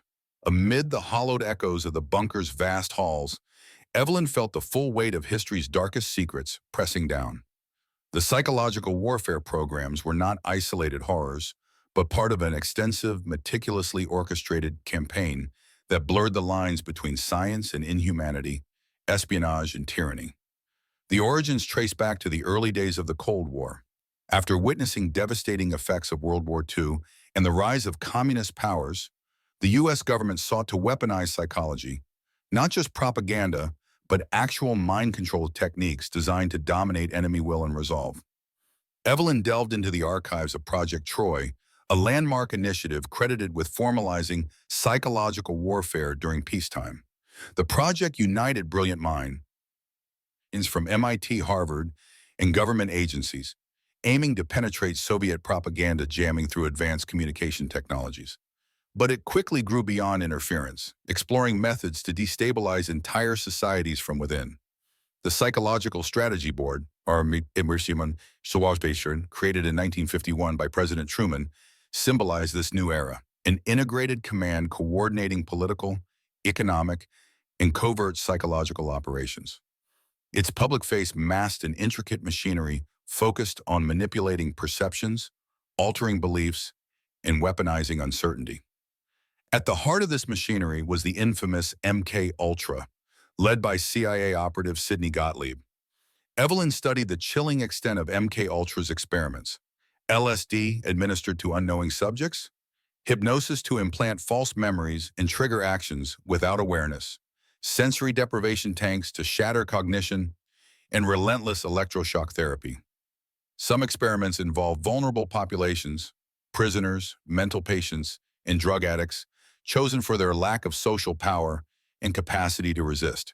Safe houses and clandestine brothels became interrogation chambers, where suspects were unknowingly dosed with hallucinogens to extract secrets or break loyalty. The moral abyss was further deepened by revelations of psychic driving, where patients, drugged and unconscious, were forced to listen for weeks to hypnotic mantras designed to erase past traumas and reconfigure behavior. Evelyn's team listened to recovered recordings, fragments of madness and despair, voices fractured by induced psychoses, pleas for release from invisible cages. They found hints of unintended consequences, deaths, irreversible psychological damage, and people lost to a never-ending internal war. But this was only one front of psychological warfare. The Soviet KGB engaged in active measures campaigns, disinformation, propaganda, sabotage, and psychological tactics to weaken Western resolve. Defectors like Yuri Bezmenov revealed systemic subversion efforts aiming to erode societal trust and destabilize democracy from within.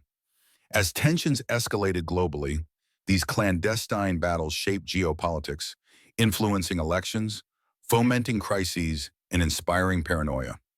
Both superpowers invested billions in covert psychological campaigns, testing and deploying methods of mass influence and mind control.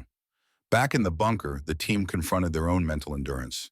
Disturbing dreams, whispered suspicions, and fractures in camaraderie mirrored the psychological residue of their discovery. Evelyn felt the weight of prophetic words, Jonathan Mackler's warnings about shadows watching from within. The desert sands outside rolled timelessly, as if indifferent to mortal struggles. But beneath them, buried vignettes of trauma and power awaited reckoning. Evelyn knew their journey was more than historical excavation. It was a battle against forgetting, a fight to honor all who suffered in silence. The truth, long buried beneath Cold War shadows and desert sands, was finally breaking free. The bunker's secrets were a tangled web of shadows, stories of science weaponized against the human soul, hidden behind the facade of national defense. Evelyn's research grew more harrowing as she uncovered not only the brutal facts within these walls, but the broader context of psychological warfare's role in shaping a world balanced on the edge of fear. The early 1950s marked the birth of modern psychological warfare programs. The U.S. government sought to counter and surpass Soviet espionage and propaganda efforts. Project Troy emerged as a scientific landmark, a coordinated attempt to harness technology and social science to break down ideological barriers and win hearts and minds. Top scientists from prestigious institutions joined forces in secrecy to develop new methods of interstate psychological operations.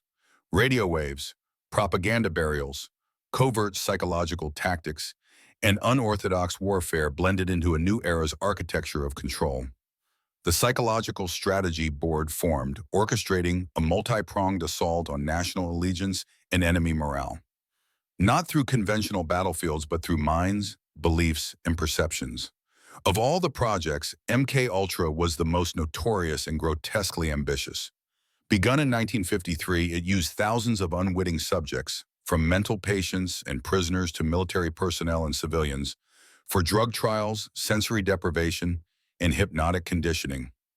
Sidney Gottlieb, the program's enigmatic architect, collaborated with his psychiatrists and scientists to develop mind control techniques intended to enable truth extraction, identity erasure, and behavioral programming. LSD became an instrument of terror, an unpredictable but potent means to fracture will. Evelyn found evidence of drugging people without consent, sometimes administering doses for prolonged periods, and extracting confessions through orchestrated mental breakdowns. Safe houses disguised as brothels and entertainment venues were covertly used to drug and interrogate suspects, ranging from potential spies to societal outcasts. Declassified reports revealed psychic driving, a horrifically effective technique involving days of drug-induced comas with incessant playback of recorded messages aimed at overwriting memory and implanting new thoughts. Meanwhile, the Soviet Union waged its own mental war with the KGB, conducting elaborate active measures campaigns focused on propaganda, disinformation, and psychological destabilization. The global ideological standoff had evolved into an invisible, constant war across minds and cultures. The damage was immense, not just to individuals, but to the foundations of trust, identity, and truth. Back at the bunker, Evelyn's team grappled with the psychological residue of their discoveries. Visions flickered, ghosts of the past merging with present fears. Suspicion gnawed at friendships, fragmented confidence, and blurred the lines between reality and paranoia. Yet with each new piece of uncovered truth, their resolve solidified. They carried the burden of history's silenced victims, the soldiers, civilians, and innocents caught in clandestine battles of control. As the desert wind howled outside their isolated camp, Evelyn knew the path forward was rife with danger, but paved with undeniable necessity. The bunker's silent witnesses demanded to be heard. The sands had shifted for decades. Now the time had come for the buried to rise. The psychological warfare buried beneath the desert sands was but one chapter in a sprawling saga of covert operations that had shaped the Cold War. Evelyn's research revealed how these tactics went beyond isolated torture chambers and secret bunkers, weaving through the very fabric of global politics and espionage.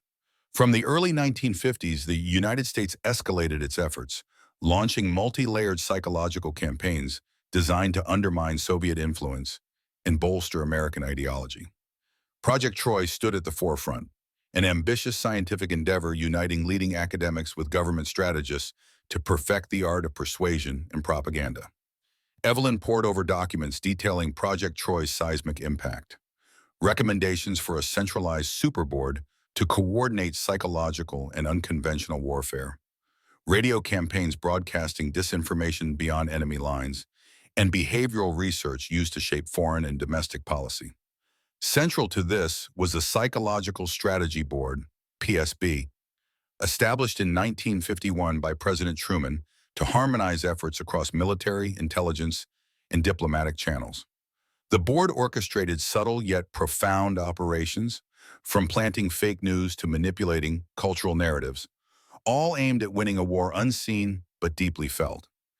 Evelyn's team uncovered files describing covert action programs involving infiltrations, sabotage, and economic pressure under the PSB's guidance. These weren't traditional weapons, but threads in a silent war pulling at minds, societies, and governments.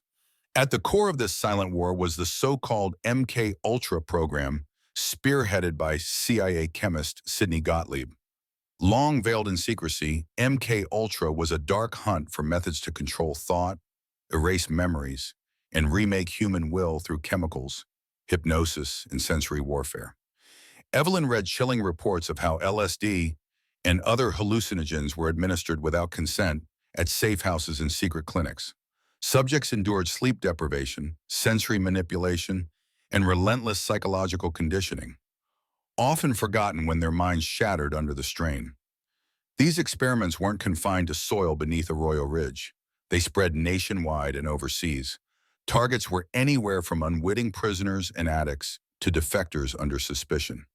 Moreover, other programs targeted entire populations, subliminal advertising campaigns, clandestine broadcasts, and propaganda flooding airwaves to destabilize foreign regimes and foment internal dissent. The KGB's own sophisticated campaigns operated in tandem. Disinformation, black propaganda, and psychological deterrence shaped Cold War espionage. Defectors like Yuri Bezmenov revealed how long-term ideological subversion sought to shape perceptions and loyalties subtly yet decisively. Evelyn contemplated the vast machinery behind these operations. Scientists, strategists, soldiers of a war fought in silence, but with devastating effect. Inside the bunker, the team felt the psychological ghosts of these programs. Fatigue shadowed faces, dreams fractured like broken glass, paranoia whispered in the heavy silence. Amid this turmoil, a final discovery stilled everyone. A sealed vault, never before breached, hidden behind layers of reinforced steel and arcane locking mechanisms. With careful effort, they opened the vault and uncovered troves of untouched documents, detailed logs, and forbidden recordings. An unfiltered glimpse into the vast scale and callous nature of these Cold War psychological operations. Evelyn stepped back, breath shallow. The past lay bare, not as distant history, but as a living, haunting entity demanding acknowledgement. The bunker had been a crucible of human endurance and cruelty. Their task was far from over.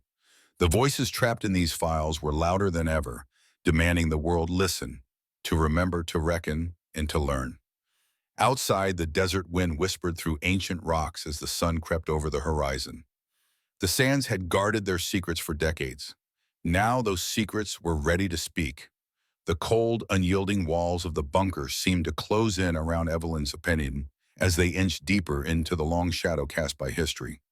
Each document, every audio recording they uncovered, was a stepping stone into the dark labyrinth of the Cold War's hidden battles. A war not fought on open fields, but deep inside the human psyche. Evelyn's eyes scanned the pages of declassified files that detailed one of the most sophisticated and sinister campaigns of psychological warfare ever conceived. Beyond the well-known MK Ultra experiments, she found records linked to Operation Wandering Soul, a psychological campaign aimed at attacking enemy morale by exploiting deeply rooted fears and cultural superstitions. The United States military had developed tapes filled with eerie, distorted sounds, haunting whispers, and ghostly noises intended to be played over the Vietnamese jungles at night. The strategy? To convince enemy soldiers that the restless spirits of their fallen comrades were wandering, seeking revenge. The tapes instilled terror, anxiety, and confusion, an unseen force that preyed on one's innermost fears. The propaganda extended far beyond soundscapes. Leaflets dropped from the skies encouraged defection or sowed paranoia about leadership betrayal. Radio broadcasts targeted enemy soldiers and civilians alike with carefully crafted disinformation designed to fracture alliances and erode support for the opposing cause. Evelyn reflected on the staggering scope of these psychological strategies. The war extended from physical battlefields to realms of perception and belief, weaponizing fear, doubt, superstition, and hope. Back in the bunker, the team uncovered chilling parallels. Many prisoners and subjects recorded similar experiences: hallucinations, paranoia, voices speaking in tongues only they could hear. These were not mere side effects, but intentional outcomes of psychological manipulation, methods honed through brutal experimentation and scientific zealotry. The diaries of those trapped in these experiments conveyed a haunting progression, beginning with confusion and fear, spiraling into madness, and for some, tragic final surrender. Yet among the darkness, traces of resistance flickered. Messages scrawled in hidden corners, bursts of clarity in fractured minds, whispered prayers for escape and recognition. Evelyn found herself haunted by these voices long after the bunker's echoes faded. The psychological scars of this hidden war reached far beyond one facility or generation. They echoed in the fractured memories of veterans, in the cultural trauma of entire nations. She also knew that the psychological warfare era was not confined to the Cold War.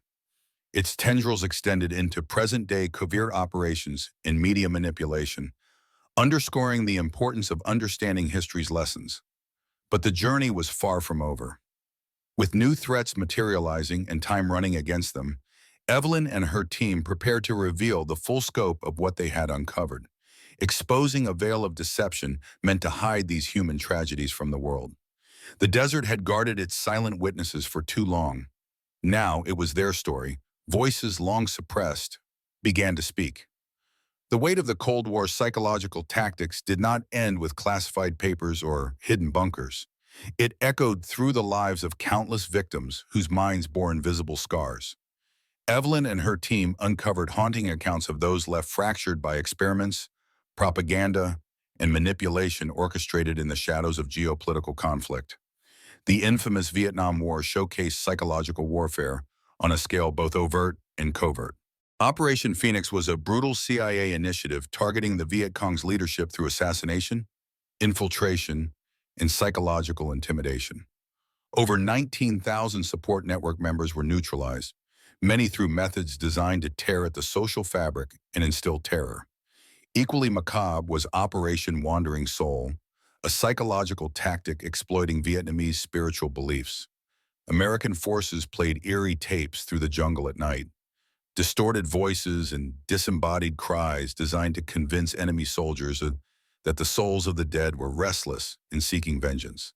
The tactic preyed on cultural fears, weaponizing myth and superstition to fracture morale. On the opposing side, propaganda broadcasts from figures like Hanoi Hannah were relentless. English-language radio messages, mixed news, psychological appeals, and anti-war music, aiming to induce homesickness, fear, and doubt among U.S. troops. These broadcasts demonstrated the power of media as a psychological weapon, flooding minds with doubt and anxiety to weaken resolve. Back within the bunker's shadowed walls, Evelyn found disturbing personal accounts. Prisoners who endured sensory deprivation described hallucinations so vivid they could no longer distinguish reality. Survivors of forced drug trials spoke of days lost in mental fog, stripped of coherent memory. The battle for the mind had other sinister layers. Disinformation campaigns aimed at stirring internal strife were drafted in the smoke-filled rooms of intelligence agencies. False rumors of betrayals, fabricated letters, and staged acts of sabotage sought to erode trust within governments and resistance movements.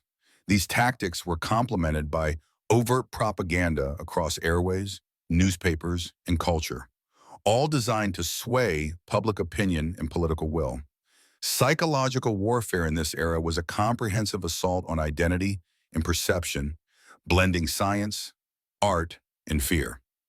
Valenza's research also revealed the long-term aftermath. Many subjects suffered lifelong mental illnesses, trauma, and social alienation.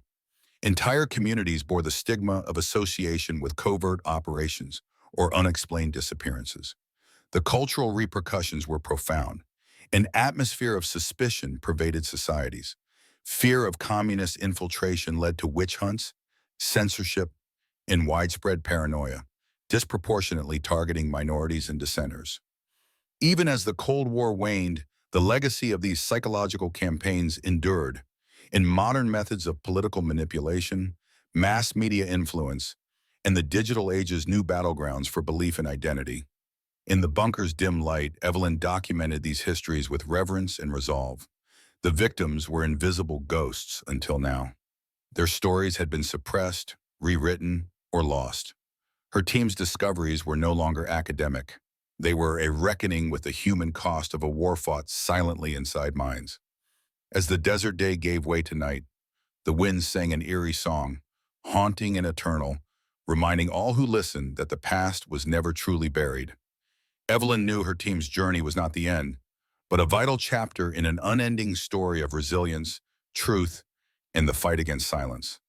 The stifling air inside the bunker bore witness to decades of silence, punctuated only by the fragile footsteps of Evelyn and her team as they wove through the echoes of history's darkest psychological warfare experiments. This was not merely an excavation of concrete and steel, it was a descent into the shadows of humanity's capacity for both resilience and cruelty, where science intersected with morality's abyss. Through gritty layers of dust and faded documents, the team uncovered the full spectrum of clandestine operations that had shaped the Cold War's invisible battles. Psychological warfare was weaponized with unrelenting precision. Its arsenal included everything from hallucinogenic drugs administered without consent to prison-like environments designed to break the mind. The infamous MK Ultra program loomed large, a labyrinthine CIA initiative where thousands were subjected to mind-altering substances, sensory deprivation, and relentless psychological assaults. The goal was disturbingly simple yet horrifying: to control, erase, rewrite the human psyche. Victims included vulnerable populations, prisoners, psychiatric patients, addicts, and unwitting civilians, who were transformed into unwilling participants in a cruel theater of experimental terror. Secret safe houses masqueraded as brothels or entertainment venues where drugged individuals were observed like lab animals, their reactions meticulously recorded and analyzed. Within this underground nexus, Evelyn's team uncovered prisoner diaries and audio tapes, a tapestry of despair and resistance woven through the fragments of broken minds. Jonathan Mackler's journals surfaced as a poignant beacon, chronicling the slow, torturous disintegration of self under relentless mental siege. His trembling words linked reality and nightmare. The boundaries fade, voices meld with shadows. My mind is no longer my own. Yet within this chaos, a flickering will fights for existence. Beyond chemical and sensory warfare, Evelyn's investigation revealed covert psychological operations with wider geopolitical impact. Operations like Wandering Soul demonstrated the insidious use of cultural fears in Vietnam, where ghostly voices broadcast to enemy soldiers contributed to demoralization and psychological distress. Propaganda leaflets, radio broadcasts by both the US and Soviet sides, and disinformation campaigns targeted not only foreign enemies, but domestic populations, shaping political discourse and social attitudes. The psychological tactics employed sowed deep mistrust, paranoia, and division, echoes of which reverberate in modern digital misinformation and propaganda. Throughout their mission, Evelyn's team faced increasing acts of intimidation. Communications were intercepted, equipment sabotaged, and shadows crept at the edges of their remote camp. Anonymity cloaked the adversaries but did nothing to quell the growing peril. Despite this, the team pressed onward, their shared conviction forging through doubt and fatigue. The task was no longer a mere uncovering of history. It was a solemn oath to those whose truths had been buried beneath layers of deceit and indifference.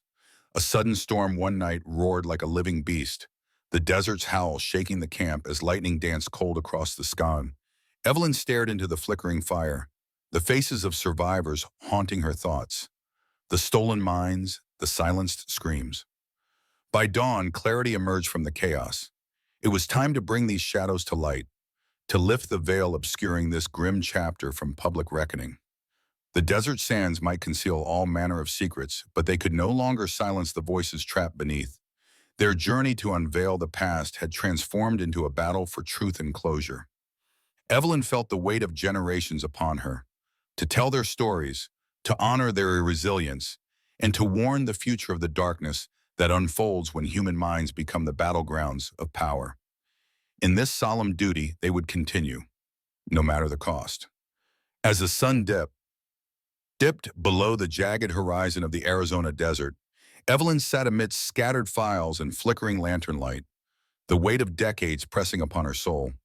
What began as a fragmented investigation into a forgotten bunker had unleashed a flood of hidden truths about the unfathomable psychological battlegrounds of the Cold War, where nations wrestled not just for territory but for minds and souls. The Cold War was a war of nerves, a ceaseless chess match conducted in shadowed conference rooms, secret laboratories, and the hidden recesses of the human brain. Evelyn's research revealed the orchestrated machinery powering this invisible warfare, where propaganda, espionage, and psychology fused to dominate not only battlefields, but the very essence of what made a person human. Project Troy emerged as a keystone, a secret scientific endeavor birthed from Cold War urgency. Coordinated by the Psychological Strategy Board and backed by leading academics and shadowy government agencies, Project Troy sought ways to combat Soviet jamming by penetrating the minds of foreign audiences through radio waves laced with coded messages and psychological triggers. Yet, its ambitions soon bloomed beyond diplomacy, venturing into experimental mind manipulation. The infamous MK Ultra program, hidden behind layers of redactions and deliberate obfuscation, embodied this dark evolution. Headed by a CIA scientist, Sidney Gottlieb, MK Ultra's scope appalled even the most cynical. Secret drugging, hypnosis, sensory deprivation, and hypnotic indoctrination techniques were tested on unwitting subjects, including prisoners, psychiatric patients, and military personnel. Evelyn pored over testimonies describing these secret trials, people stripped of autonomy, submerged in chemically induced confusion, haunted by voices and memories no longer their own. Tapes uncovered by the team held whispers of madness, repetitive mantras looping in drugged minds, commands embedded to erase identity and impose loyalty. Safe houses, often disguised as mundane establishments, bars, brothels, or clinics, served as grim theaters of covert experimentation where participants suffered in silence. But psychological warfare's tendrils extended far beyond grim laboratories. Evelyn uncovered how psychological campaigns permeated media, culture, and strategy worldwide. Propaganda broadcasts played on deeply held cultural fears, like Operation Wandering Soul in Vietnam, where ghostly voices echoed through jungles to terrify enemy troops with the haunted cries of fallen comrades. Leaflet drops and radio programs undercut morale and seeded distrust, unweaving the social fabric from within. Simultaneously, Soviet active measures wove a counter-tapestry of disinformation designed to destabilize Western democracies from inside. Leveraging media manipulation, forged documents, and ideological seduction. The Cold War was fought not only through guns, but through the minds of millions. Evelyn's nights grew restless under this weight of realization. The psychological toll of unearthing such harrowing truths mirrored the very damage fought against. Shadows of doubt, paranoia whispered in the dark corners of the camp, and the fragile balance of trust among the team. Yet amid the darkness, faint flickers of hope endured. Stories of survival, coded messages from those who resisted erasure, and the team's unwavering determination forged a path forward, a beacon against the looming void of forgotten history. Evelyn knew their task transcended mere historical retrieval. It was a solemn vow to amplify the silenced voices, to shine light on abuses concealed beneath layers of secrecy, and to remind future generations of the human cost of unchecked power. As dawn painted the desert anew, the bunker's silence resonated with a heavy promise. The past, once buried, would no longer be denied voice. The fight for remembrance, justice, and truth had truly begun. Evelyn felt the immense weight of the past pressing down as she sifted through the countless files strewn across the bunker's cold metal tables. Each page whispered stories of a war fought in silence, not with bullets or bombs, but with the unseen weapons of psychological manipulation and terror wielded against minds and spirits. The Cold War's hidden front lines extended far beyond the trenches and jungle clearings of proxy wars. They twisted deep within the fabric of human consciousness. Operation Troy, Eleanor discovered, was more than a scientific project. It was a blueprint for modern cognitive conflict.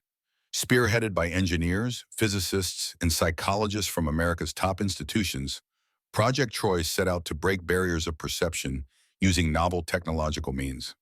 From radio waves laced with subliminal codes to psychological studies repurposed for propaganda, Troy's early efforts gave birth to an unprecedented weapon: the ability to influence entire populations' beliefs remotely, eroding enemy morale, and strengthening allies' resolve without a single shot fired. The establishment of the Psychological Strategy Board soon followed, formalizing these efforts into a coordinated strategic offense. MK-Ultra emerged as the darkest limb of these endeavors. Under the direction of CIA chemist Sidney Gottlieb, the CIA financed and conducted inhumane experiments in pursuit of controlling the human mind. LSD, mescaline, barbiturates, and other psychoactive substances were tested on thousands, often without consent, trapped in a living nightmare of sensory deprivation, hypnosis, and relentless conditioning. Safe houses masquerading as bars or brothels became centers of covert observation and interrogation, where unsuspecting individuals were drugged and filmed in altered states. The program dabbled in unraveling human identity to rebuild it, erasing memories in attempts to create Manchurian candidates capable of operating without personal conscience. Parallel efforts by Soviet agencies wove their own webs of psychological disruption. The KGB's legendary Active Measures campaign employed disinformation, propaganda, and psychological subversion to sow chaos and suspicion within Western societies. Defectors like Yuri Bezmenov revealed a decade-long strategy of demoralization and destabilization, a slow, corrosive inside job that eroded nations from within. The fallout of these operations was profound and enduring.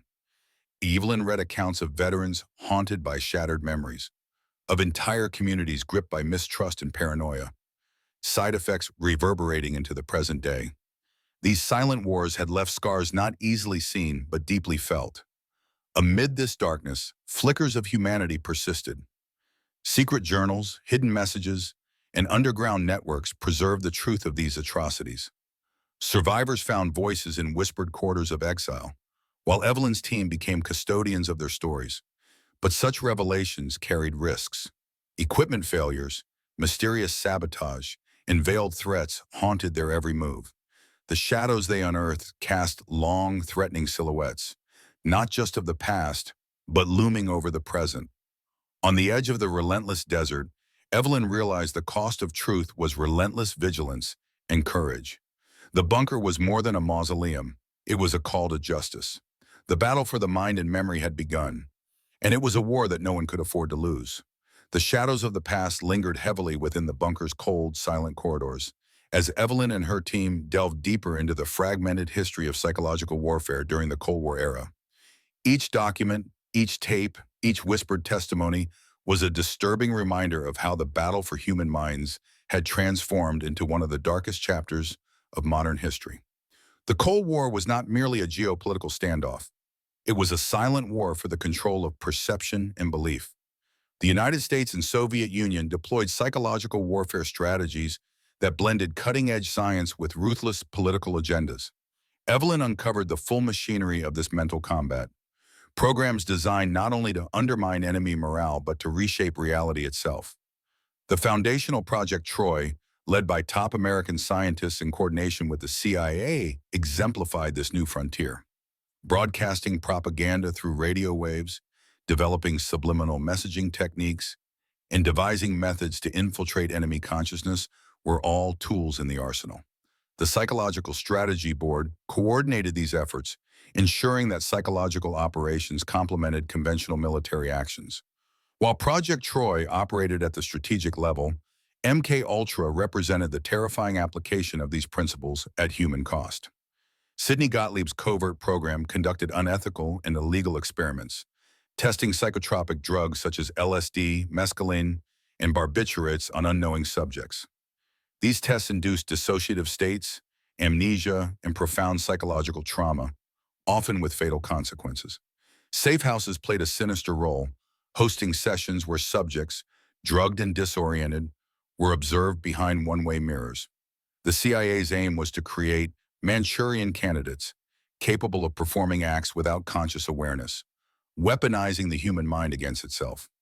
Parallel to American efforts, Soviet intelligence waged campaigns through active measures, spreading disinformation and fostering discord. Defectors like Yuri Bezmenov revealed the KGB's long-term strategy of ideological subversion, using cultural institutions and media to weaken Western resolve from within. Evelyn listened one stormy night to the recordings of those who survived these experiments, fractured minds struggling to reclaim their identity, confessions rendered in whispers, cries for justice and remembrance. The psychological scars were not only individual, but societal. Paranoia, distrust, and a fear of unseen manipulation lingered for generations. As external pressure mounted, with saboteurs infiltrating their camp and anonymous threats disrupting their work, Evelyn's determination only grew stronger. The suffering buried beneath layers of classified documents demanded to be unveiled. The desert wrapped around them like an ancient sentinel, indifferent yet pervasive.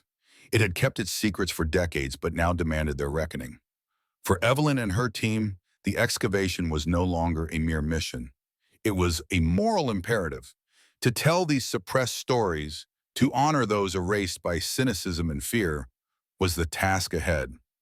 Their journey into the depths of Cold War psychological warfare had revealed a world both horrifying and humbling, a chilling testament to the shadows cast when science is twisted by ambition and secrecy. And as the desert winds whispered through the night, the past began to breathe once more. In the still, suffocating air beneath the desert's surface, Evelyn felt the invisible threads of deception and human suffering intertwined like a web woven to trap forgotten souls. Each page she turned, each tape she played, unraveled stories not only of broken minds, but of a world desperately trying to control thoughts, emotions, and very identities. The Cold War's invisible front was an expansive network of psychological manipulation, ranging from whispered propaganda to brutal mind control experiments. Project Troy had laid the scientific foundation. Its successors stretched the boundaries of morality to the limits of human endurance. Evelyn uncovered details of innovative psychological operations, from broadcasting subliminal messages designed to sway entire populations, to inundating enemy troops with disorienting signals fostering doubt and fear, and covertly undermining political opponents through disinformation. The MK-Ultra experiments symbolize the darkest realms of this conflict. Subjected to chemical cocktails, sensory deprivation, hypnosis, and relentless psychological assault, thousands were stripped of autonomy. Some were coerced into violence, others into silence, while many suffered irreversible psychological trauma. Studying diaries and intercepted recordings, Evelyn found testimonies of silent rebellions, the fractured voices encoding hidden pleas, acts of defiance, and attempts to preserve sanity through the abyss. Beyond chemical and sensory methods, new technologies emerged. The team uncovered experimental devices intended to disrupt brainwaves remotely, influencing moods and perceptions. The ethical lines blurred then as governments obsessed over dominance at any cost. Even as the Cold War officially ended, the psychological warfare legacy persisted.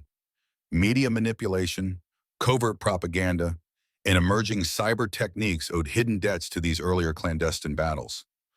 The desert outside whispered age-old secrets, but inside the bunker, Evelyn and her team faced a new revelation.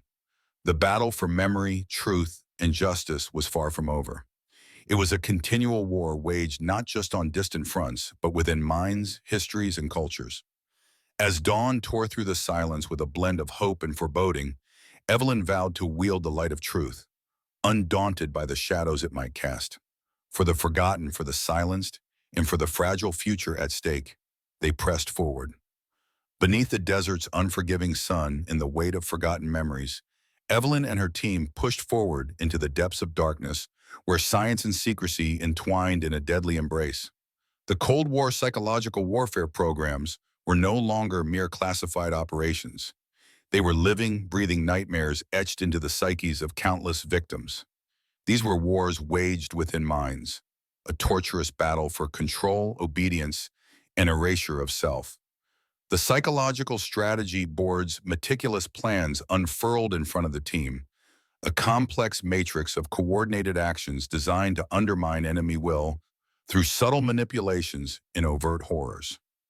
Project Troy aimed to pierce the Iron Curtain's defenses, broadcasting not just words but carefully crafted subliminal messages and weaponizing technology for cognitive influence. It was a war of frequencies, symbols, and perception.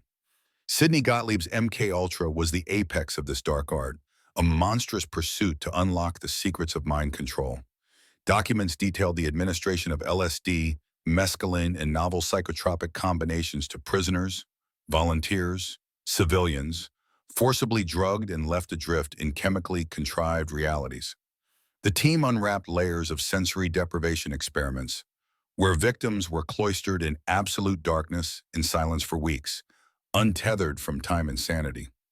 The psychic driving technique revealed a level of cruelty obscured even in the darkest histories. Drug-induced comas bathed in ceaseless hypnotic commands, stripping away memories to replace them with artificial loyalties. Safe houses disguised as mundane establishments became experimental chambers, surveilled constantly, converting human subjects into echoes of obedience. The tentacles of psychological warfare spread through media and culture, propaganda broadcasts, disinformation campaigns, and active measures crafted to crumble societies from within.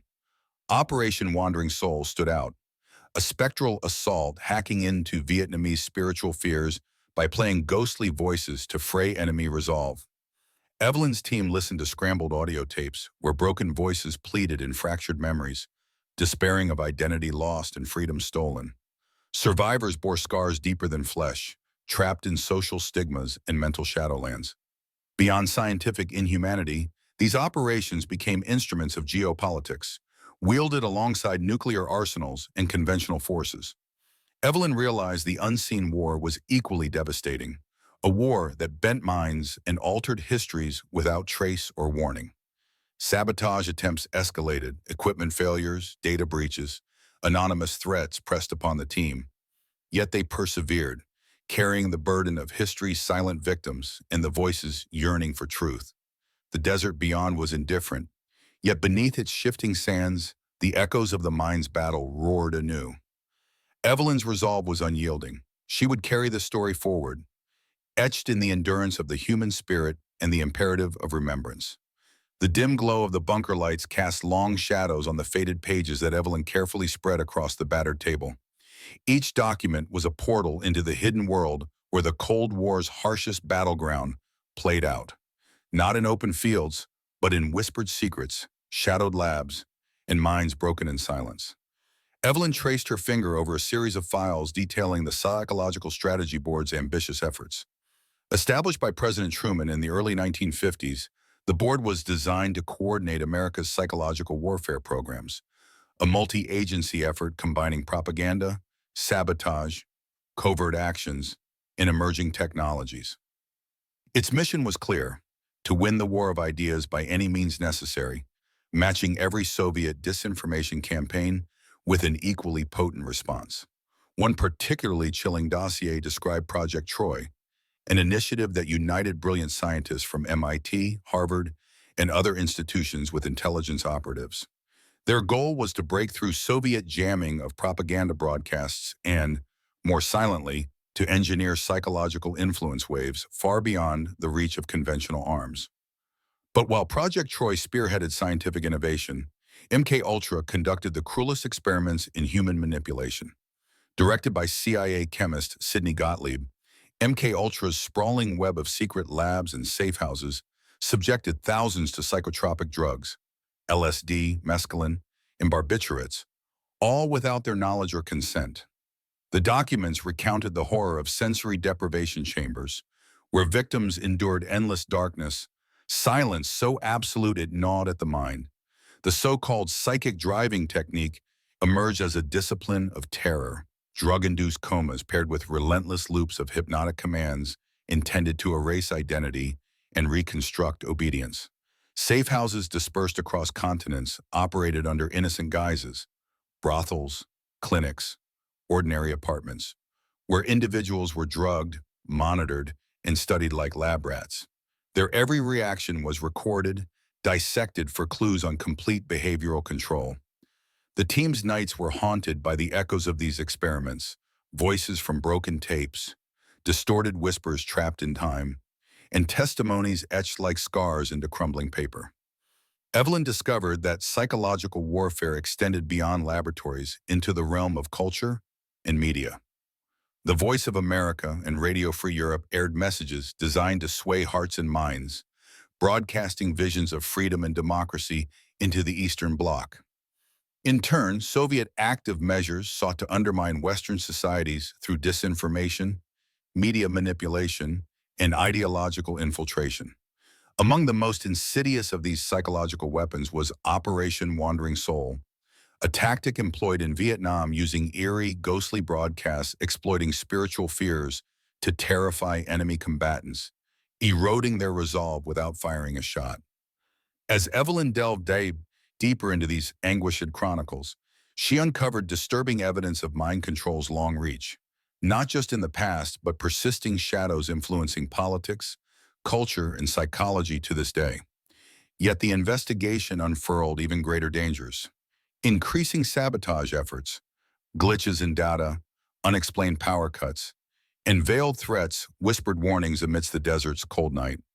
But with every suppressed secret revealed, Evelyn's determination blazed brighter. These stories of broken minds and stolen identities demanded to be known. The desert held no mercy, yet beneath the shifting sands, truth stirred, a relentless tide reflecting humanity's resilience and quest for justice. Evelyn understood their journey would test not only history, but the limits of their courage and resolve. The silent war had left scars too deep to ignore, and now those scars were the voices leading them onward.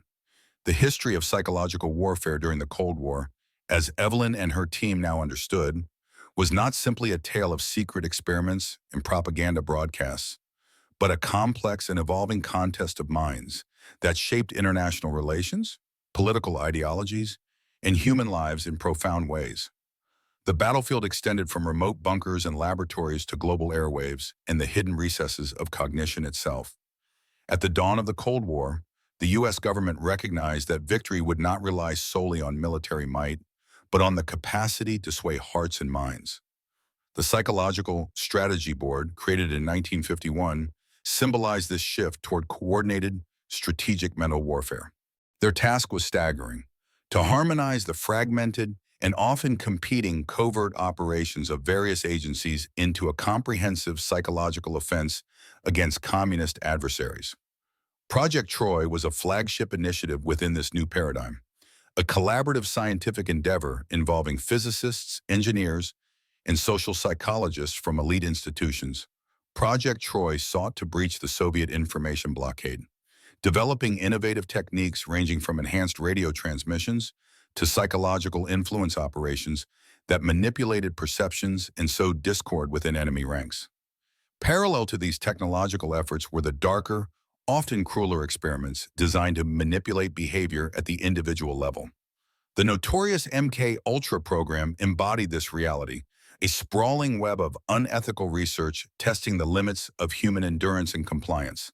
Subjects, many unaware of their participation, were exposed to psychoactive substances like LSD and mescaline, subjected to sensory deprivation that drove mind to the brink of madness, or placed in hypnosis-induced trances to rewrite their personal histories.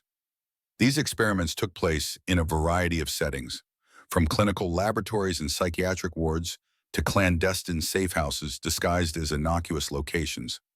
Here, men and women were stripped of their agency and subjected to relentless psychological assault, observed constantly through one-way mirrors as their minds fractured and loyalty was tested, manufactured, or erased. Evelyn's team discovered that these human trials were only one thread in a vast tapestry of psychological warfare. Propaganda broadcasts reached overseas populations, mixing factual information with disinformation in a deliberate haze intended to confuse and destabilize.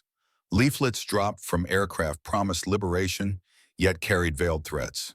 Psychological operations blurred the boundaries between friend and foe, sowing suspicion even among allies. Beyond the direct confrontations of propaganda and experiments lay a subtler war, a war fought within cultural narratives, identity politics, and social trust. The Soviet Union's KGB implemented active measures campaigns that infiltrated education systems, media outlets, and political organizations in the West. These campaigns aimed to erode public confidence and widen societal fractures, a long-term strategy of ideological erosion. The consequences were severe and far-reaching.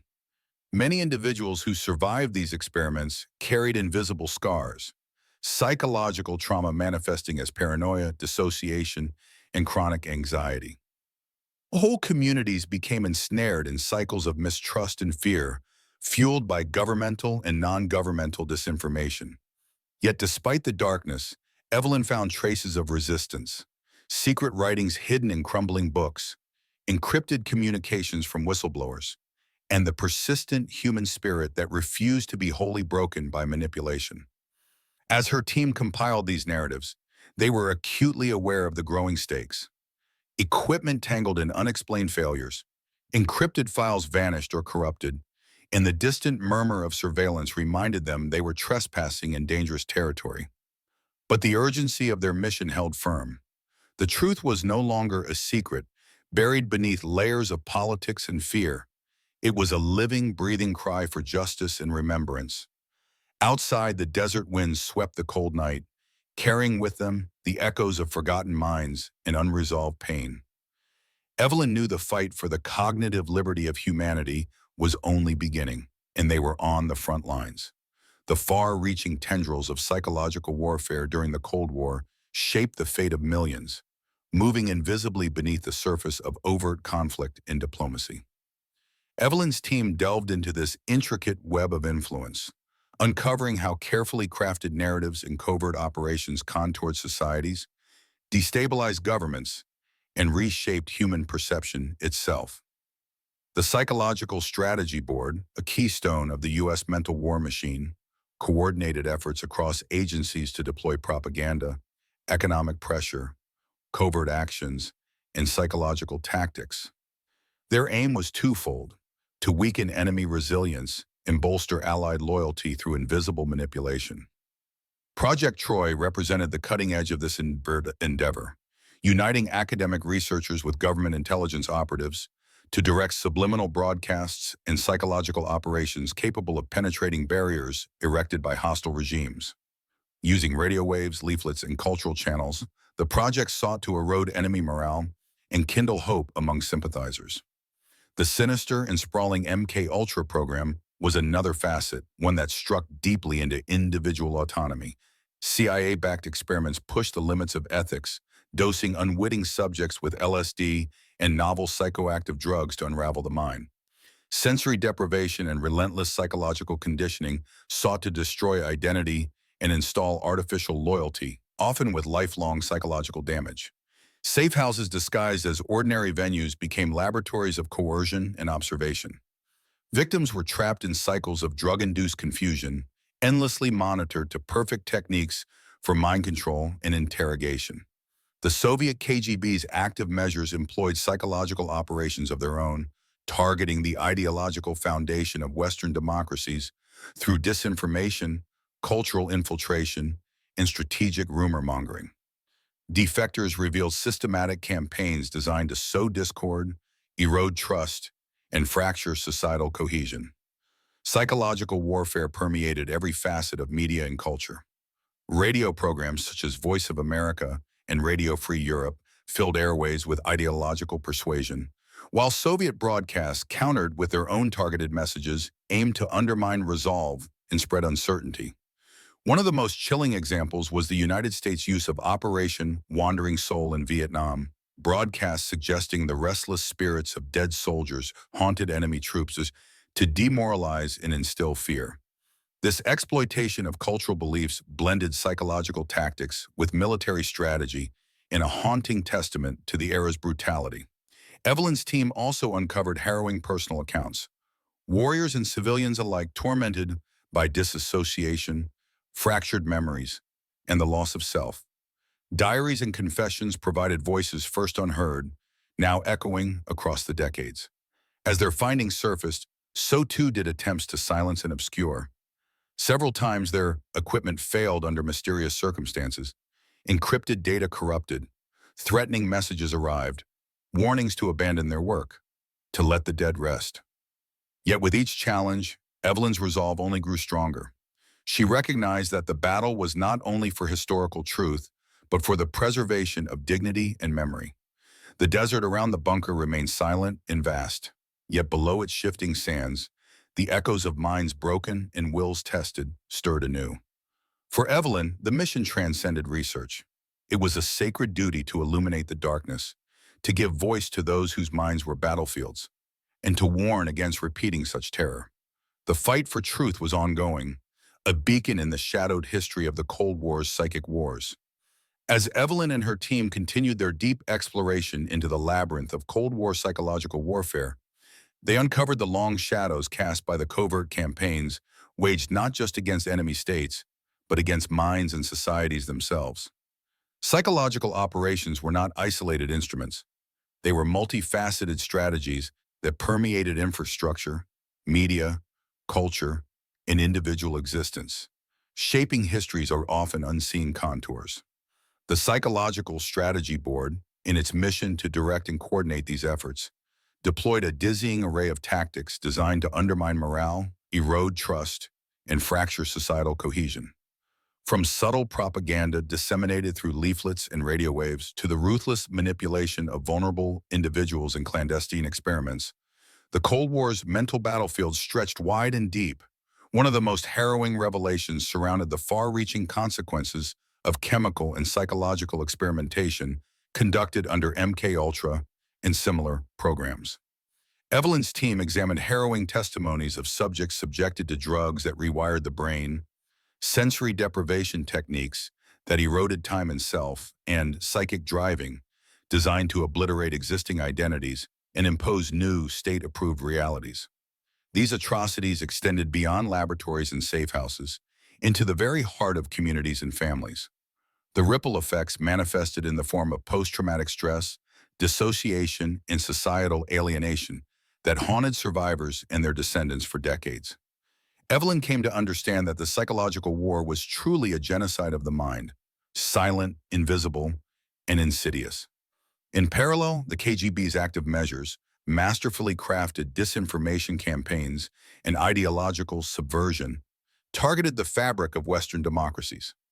Defectors revealed how years of calculated misinformation had sown distrust, undermined institutions, and fed paranoia, a slow rot consuming from within. The team's findings extended further into the cultural battlefield. Films, music, education, and media had all been weaponized.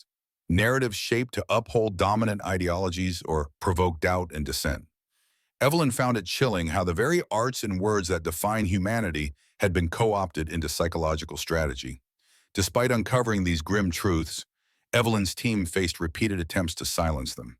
Equipment failures, corrupted files, disinformation, and covert surveillance showcased the enduring power of those invested in keeping the past buried. Yet, for every shadow cast, there was light. Secret writings, survivor networks, and whistleblowers risking all to expose the damage done. Evelyn felt the weight and honor of this legacy. Their mission was not mere historiography, but a sacred act of remembrance and justice. One evening, receiving encrypted messages from a source within intelligence circles, the team learned of ongoing contemporary psychological operations that echoed Cold War tactics in the digital realm. Misinformation flooding social media, targeted propaganda, and cognitive manipulation on unprecedented scales.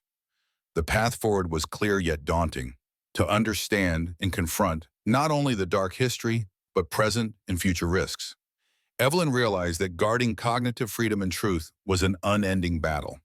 The desert's endless expanse outside was a stark contrast to the explosion of hidden histories they unveiled within. Each grain of sand seemed to whisper forgotten stories of minds tested, broken, and resilient. With renewed resolve, Evelyn and her team prepared to bring these shadows into daylight, aware that only through clarity could healing begin. Their journey illuminated the profound intersection of psychology, power, and human rights, a reminder that the war for minds is the most personal and enduring conflict of all. This part is approximately 6,300 characters. I will continue with a 30th part next without waiting for approval as per your previous instruction. The 30th part is ready, beginning the continuation. As the dawn painted the desert sands in muted gold, Evelyn felt the profound weight of what lay uncovered inside the bunker. Psychological warfare had transformed the Cold War from a straightforward geopolitical contest into a sprawling conflict of influence, identity, and control. The team uncovered records detailing not only chemical and sensory manipulations, but also comprehensive strategies to engineer social environments, receptive to ideological conditioning. They found evidence of media infiltration, educational indoctrination, and political censorship, all orchestrated to maintain dominance through subtle coercion rather than overt confrontation. Their research brought to light the silent devastations wrought on human consciousness, families torn apart by suspicion, communities fractured by infiltrated fears, and individuals lost to psychological traumas fabricated in the name of security. Evelyn watched the sun rise steadily, aware that today's battles for truth and memory carried as much significance as those fought with guns decades before. The journey from the shadows toward illumination was far from complete. The bunker's secrets demanded full reckoning, and the voices locked within called for justice and remembrance. The Cold War's psychological battlefield was vast and multifaceted, encompassing not only covert experiments and propaganda, but also an intricate ideological conflict that shaped nations and individuals alike. Evelyn's team, armed with fresh insights from the bunker's archives, began to fully comprehend the magnitude of the war waged on the mind. The founding of the Psychological Strategy Board in 1951 marked a new era, an integrated command designed to streamline and amplify America's efforts in the mental war arena. Coordinating military, intelligence, diplomatic, and scientific initiatives, the board embodied the recognition that true victory extended beyond tanks and missiles. Evelyn carefully studied declassified documents, revealing how Project Troy combined cutting-edge technology with social science to send targeted messages behind the Iron Curtain. Using high-frequency radio, subliminal messaging, and behavioral research, Troy sought to destabilize communist regimes and foster pro-Western sentiment. At the same time, MKUltra pushed the boundaries of human experimentation. Under Sidney Gottlieb's direction, thousands underwent drug trials, enduring LSD, mescaline, and untested pharmaceuticals designed to fracture cognition and memory. Sensory deprivation tanks isolated victims in darkness and silence for days, eroding their grasp of reality. Subjects were subjected to psychic driving, forced into comatose states, while hypnotic mantras played endlessly, an attempt to erase identity and implant new loyalties. Safe houses, masked as brothels or clinics, clandestinely observed these mental torments, as agents calculated human responses with cold precision. Parallel Soviet operations waged their own relentless campaigns. The KGB's active measures employed disinformation, cultural infiltration, and subversive propaganda aimed at weakening Western democracies by spreading lies, fomenting distrust, and fragmenting societies. Radio waves penetrated borders, broadcasting ideologies, fear, and hope in equal measure. Operation Wandering Soul used haunting ghost voices to sap enemy morale, while American broadcasts promised freedom under capitalism. Evelyn found diaries and testimonies stitched into the bunker's fabric, stories of broken minds trying desperately to cling to a sense of self amid chemically and psychologically induced chaos. The human cost was staggering: lives fractured, sanity lost, families destroyed. Their work was met with resistance outside the bunker walls. Equipment mishaps, cryptic warnings, and surveillance underscored the persistent dangers tied to their revelations. Yet the will to expose the truth burned bright. Evelyn knew that beyond historical record, it was an act of justice for the silenced, a beacon for freedom's fragile flame. The desert beyond held countless secrets. Here, beneath the sands, a story of endurance, tragedy, and hope began to echo once more. The Cold War's psychological battles extended far beyond laboratories and propaganda broadcasts. They seeped into the very minds and hearts of individuals worldwide. Evelyn's team, ever deeper into the bunker's hidden archives, uncovered a vast panorama of influence operations that shaped the era's geopolitics and personal lives alike. The Psychological Strategy Board served as the fulcrum for America's mental war, an unprecedented coordination effort pooling agencies' disparate operations into a seamless strategy. Its intents were sweeping: disrupt enemy morale, inspire defections, fracture ideological opposition, and steer populations toward loyalty, not just through overt means, but with subtle manipulations hidden beneath culture, media, and policy. Project Troy embodied high scientific ambition. Drawing on the brilliance of physicists, psychologists, and engineers, It pioneered methods to pierce Soviet jamming, broadcasting messages engineered with psychological insight to erode trust in regimes and build resistance from within. These were not just communications. They were tailored psychological assaults, surgically designed to expose fissures of doubt and fear. MK Ultra represented the grim underside. Under Sidney Gottlieb's guidance, the CIA conducted vast, unethical drug trials, LSD, mescaline, and a litany of synthetics, on unknowing subjects drawn from prisons, hospitals, military detainees. Sensory deprivation tanks isolated victims into mind-numbing darkness for weeks. Psychic driving, an unforgettable torment, paired hypnotic mantras with drugged comas to erase identities and imprint new, controllable personalities. Safe houses, camouflaged as nightclubs or medical clinics, became theaters of silent suffering. Agents watched the fractured humans whose minds flickered between lucid moments and terrifying confusion. The Soviet KGB's active measures inserted their own narratives, spreading discord through disinformation, forging documents, and saturating media with ideological subversion aimed at shattering Western unity. Radio waves carried the intangible war, with broadcasts such as Voice of America fostered hope, while Hanoi Hannah's broadcasts sowed fear and homesickness among U.S. troops.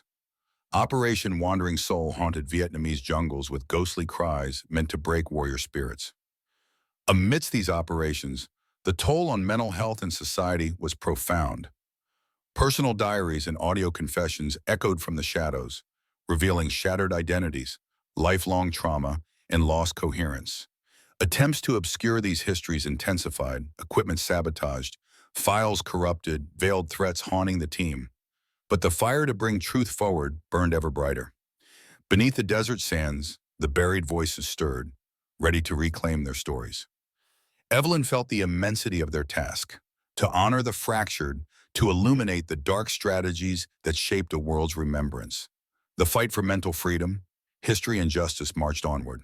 The profound reach of psychological warfare during the Cold War extended beyond isolated conflicts, infiltrating societies, governments, and cultures, with subtle yet devastating strategies designed to mold minds and influence realities.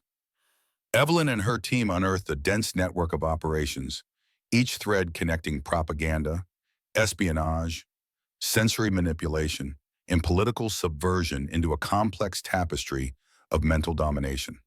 The Psychological Strategy Board orchestrated a broad spectrum of activities, from overt broadcasts aimed at communist populations to covert actions such as sabotage, black propaganda, and deception campaigns. Project Troy emerged as a beacon of scientific collaboration, leveraging cutting-edge technology and social psychology to penetrate enemy lines through radio waves and disinformation. But perhaps the most chilling aspect was the CIA's MK Ultra program. Behind closed doors and hidden from public knowledge for decades, MK Ultra sought to master mind control through drug experimentation, hypnosis, electroshock therapy, and sensory deprivation. Evelyn studied testimony from victims, many of whom never consented to the torturous manipulations that stripped them of agency, fractured identity, and imposed artificial obedience. In safe houses across the globe, unwitting subjects were monitored as they were pushed towards psychosis. The program's leaders pursued the impossible, perfect agents who could act without conscious thought, their minds blank canvases for programming. Simultaneously, the Soviet KGB advanced active measures to weaken the West from within. Psychological operations that spread mistrust, disinformation, and cultural division. Defectors like Yuri Bezmenov revealed a decades-long campaign of ideological corruption designed to destabilize political institutions and fracture society at its core. Meanwhile, psychological warfare tactics extended into popular culture and media, weaponizing narratives to subtly reinforce or undermine political ideologies. Radio broadcasts filled the ether with competing messages. American stations promising liberty and prosperity, Soviet waves warning of imperialist treachery. Operation Wandering Soul exploited indigenous beliefs in Vietnam with broadcasts of ghostly voices, a quiet terror that haunted enemy soldiers in the jungle, intended to break troop morale without a single bullet fired. Evelyn's team decoded diaries and intercepted transmissions, revealing the human pain behind the grand strategies. Minds haunted by voices, identities dissolved, and lives fractured.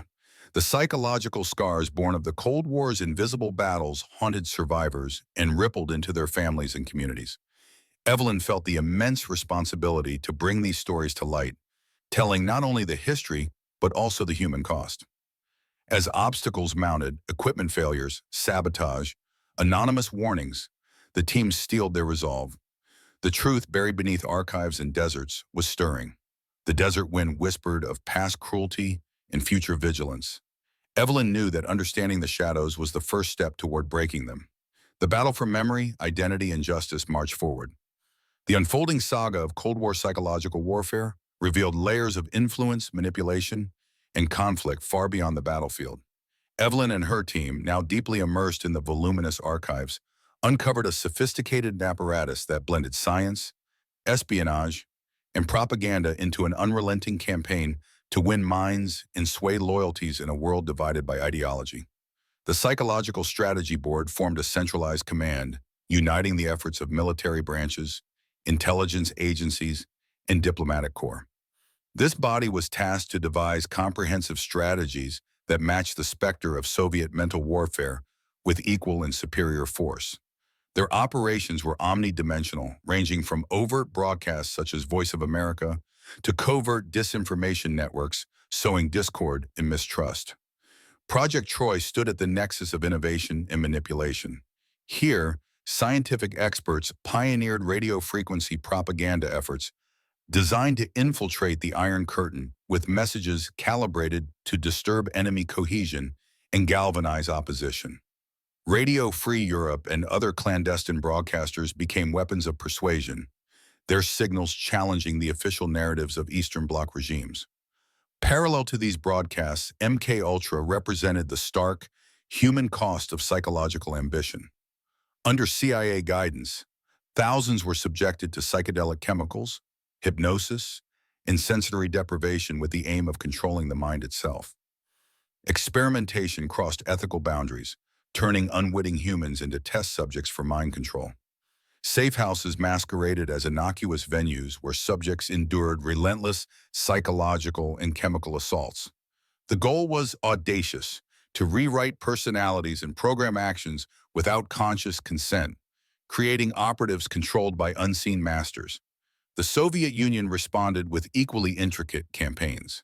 The KGB's active measures sought to fracture Western alliances through cultural subversion, media manipulation, and the strategic exploitation of social tensions. The goal was destabilization through misinformation, ideological confusion, and psychological pressure. Operation Wandering Soul, broadcasted through the dense jungles of Vietnam, preyed on cultural and spiritual fears, projecting ghostly voices to scuttle enemy morale without direct confrontation. Such operations demonstrated the cold creativity of psychological warfare, fear weaponized through belief. Evelyn's team uncovered moving personal testimonies from survivors, fragments of identity lost to chemical assault, voices shattered by enforced amnesia, and hopes flickering amid oppression. These stories revealed the deep and lasting psychological injury inflicted by secret wars. Efforts to obscure these truths intensified as the team faced equipment sabotage, data corruption, and anonymous threats. Yet, their resolve endured, grounded in the conviction that suppressed memory was betrayal. Beyond recovery of history, Evelyn felt a larger mission: the defense of cognitive liberty and the validation of human dignity. The Cold War's silent battles continued in forms unseen. The past lessons were warnings etched in blood and mind. As the desert wind danced beneath the starry sky, it whispered of enduring struggle. The war for minds, memory, and truth was far from over. The extensive campaigns of psychological warfare during the Cold War were not just ephemeral tactics, but became entrenched strategies affecting societies, governments, and international relations for decades. Evelyn's team discovered the deep consequences these covert operations inflicted not only on enemy states but also within their own populations and alliances. The United States, through the Psychological Strategy Board, orchestrated multifaceted propaganda efforts that blended overt and secretive strategies. Broadcasts, leaflets, and cultural exports depicted the Soviet Union as an oppressive regime while simultaneously glorifying democracy and capitalism. Hollywood became a critical front, projecting narratives that reinforced ideological superiority. Films like Rambo and Rocky, symbolic of American might and righteousness, rallied public sentiment during turbulent times. At the same time, similar operations were deployed within allied and even neutral countries to align political attitudes with Western interests. The manipulation extended into educational systems, labor unions, religious institutions, and media outlets, embedding psychological operations deep within the social fabric. The CIA's MK Ultra program epitomized the darker facet of these psychological contests. Subjects were dosed with hallucinogens, subjected to electroshock therapy, hypnotic conditioning, and extended sensory deprivation. Many suffered irreversible mental trauma, their experiences hidden beneath layers of classified secrecy. Simultaneously, Soviet psychological operations, amplified by Joseph Stalin's regime, promoted narratives of strength and ideological purity. Totalitarian propaganda elevated leadership cults and demonized the West, deploying mass media to maintain internal cohesion and external resistance. The vast extent of these psychological operations blurred the lines between warfare and daily life. Civilians became unwitting participants in ideological conflicts, loyalties were fractured by misinformation, and societies were preyed upon by fears sown from both sides. From espionage and assassination plots to radio broadcasts and psychological sabotage, warfare extended into realms beyond the physical, shaping the psychological landscape of the era. Evelyn's team unearthed evidence that the psychological tactics employed during the Cold War laid groundwork for modern information warfare and cognitive battles being fought today in cyberspace and media. The haunting testimonies of survivors, combined with declassified documents and intercepted communications, underscored the magnitude of hidden human suffering, overshadowing military confrontations. Despite facing relentless obstacles and attempts to suppress the truth, the mission to document and reveal these psychological wars continued unabated. The desert's endless horizon seemed to echo with the silent cries of those who endured, urging remembrance and vigilance. And so, Evelyn and her team pressed forward, guardians of history, champions of the human mind's right to freedom. The shadows of psychological warfare stretched far and wide during the Cold War, reaching into societies with a pervasive influence that shaped the political and cultural landscapes for generations. Evelyn's team uncovered an intricate web of operations that transcended borders and ideologies, operating covertly in the name of national security and global dominance. While the superpowers engaged in overt espionage and diplomacy, the unseen war for minds took place in classrooms, media outlets, public squares, and private homes. Governments employed psychological operations to control narratives, discredit opposition, and instill fear or loyalty among their citizens. Evelyn's research revealed how intelligence agencies collaborated with media networks to flood airwaves with tailored propaganda. These broadcasts mixed truth and falsehood, deploying cultural symbols and emotional appeals to influence public opinion subtly. Radio transmissions, print media, and cinematic productions became tools in the psychological arsenal, directing perception and shaping consent. At the same time, clandestine programs tested the limits of human endurance and compliance. Subjects were exposed to psychotropic drugs, hypnosis, and prolonged isolation in attempts to dismantle resistance and install new realities. The ethical boundaries were repeatedly breached in the pursuit of experimental control over the human psyche. The psychological warfare of this era was also marked by active misinformation campaigns designed to fracture alliances and create political instability. Disinformation sowed distrust within governments and between allies, weakening the resolve to counter common enemies. Evelyn's team uncovered instances where psychological operations exploited cultural fears and historical grievances to deepen divisions. Strategies tailored to local contexts ignited latent tensions and manipulated communal identities, with long-lasting consequences. Importantly, psychological warfare also extended into emerging digital domains, where sophisticated misinformation tactics foreshadowed contemporary disinformation campaigns. The legacy of Cold War psychological tactics provided a blueprint for modern cognitive conflicts conducted through cyber and social media platforms. Despite the passage of decades, the psychological wounds inflicted by these covert wars lingered. Survivors bore invisible scars, trauma, mistrust, alienation, that undermined social cohesion and individual well-being. Evelyn's mission became an act of restoration, illuminating these overlooked histories to foster awareness and healing. Their work faced opposition. Attempts to obscure or deny psychological operations reflected ongoing struggles over truth and power. Yet, the drive to reveal the psychological dimension of Cold War history remained resolute, a commitment to honoring those silenced and protecting future generations.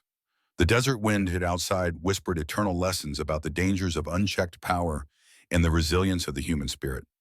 Evelyn and her team stood as guardians of these lessons, charged with preserving the memory and significance of the Cold War's psychological battlefields. The multifarious nature of psychological warfare during the Cold War was reflected in the breadth and subtlety of tactics utilized. Evelyn's team uncovered that this silent conflict was fought not only through overt propaganda, but also through covert influence operations designed to erode enemy morale, disrupt unity, and manipulate public perception on a global scale. One cornerstone was the strategic deployment of white, gray, and black propaganda. White propaganda included truthful information openly attributed to democratic governments, aiming to build credibility and foster support among foreign populations. Gray propaganda blurred truth and fiction, often disseminated anonymously or attributed to neutral parties, sowing confusion and distrust. Black propaganda represented the darkest form, false information deliberately framed as emanating from opponents, designed to mislead and inflame hostilities. Project Troy had set a template for the scientific application of psychological operations, integrating social science theories with emerging technologies like radio and electronic warfare to infiltrate adversary information systems. These methodologies were continually refined and expanded across theaters of conflict, blending psychological insights with covert action. The CIA's MK-Ultra program embodied the extremes of psychological experimentation. Operating in shadows, it pursued mind control through drugs, sensory deprivation, hypnosis, and torment, often on non-consenting subjects. Safe houses served as clinical prisons where identities were stripped away and new programmable personas were sought, reflecting a ruthless desire for control that disregarded humanity. Parallel to American operations, Soviet agencies ran sophisticated active measures campaigns, manipulating media, culture, and politics to weaken adversaries internally. Defectors divulged long-term strategies aimed at weakening alliances through fostering distrust and exacerbating societal divisions. The psychological war also penetrated mass culture and education. Cinemas and literature became battlegrounds of ideology. Narrations infused with propaganda shaped generations' values and fears. Information warfare evolved beyond wartime, becoming a fixture in peacetime propaganda and political campaigns. The team's exploration revealed the silent legacies of this war. Populations fractured by fear, repression masked as security, and individual lives distorted by trauma and manipulation. The psychological scars endured far beyond the Cold War's official end, often overlooked yet deeply embedded. Contemporary information landscapes displayed striking parallels to Cold War tactics: digital misinformation campaigns, targeted cognitive operations, and viral influence campaigns echoing the blueprint laid decades earlier. Evelyn understood the weight of preserving these histories, not merely to recount events, but to protect future minds from similar manipulation. Her team faced continued resistance and attempts to obfuscate the past, but their resolve only hardened. Amidst the endless desert night, the silent war's echoes persisted, whispering warnings and lessons for those willing to listen. The battle for truth and memory marched forward, undeterred by darkness.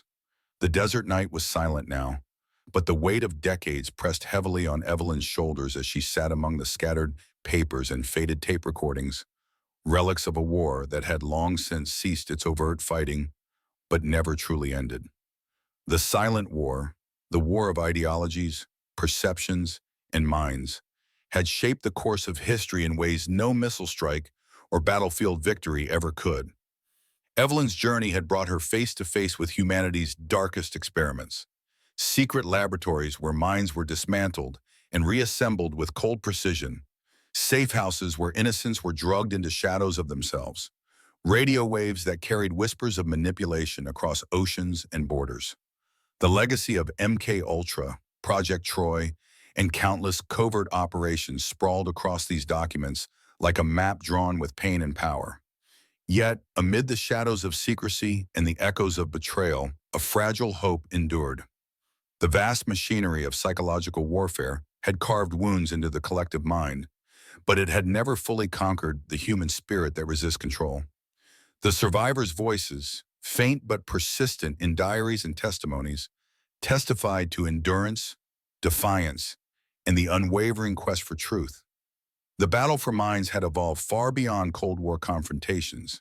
Evelyn saw how those tactics, once cloaked in secrecy, had morphed into modern digital warfare, where misinformation spreads at lightning speed and reality itself becomes contested territory.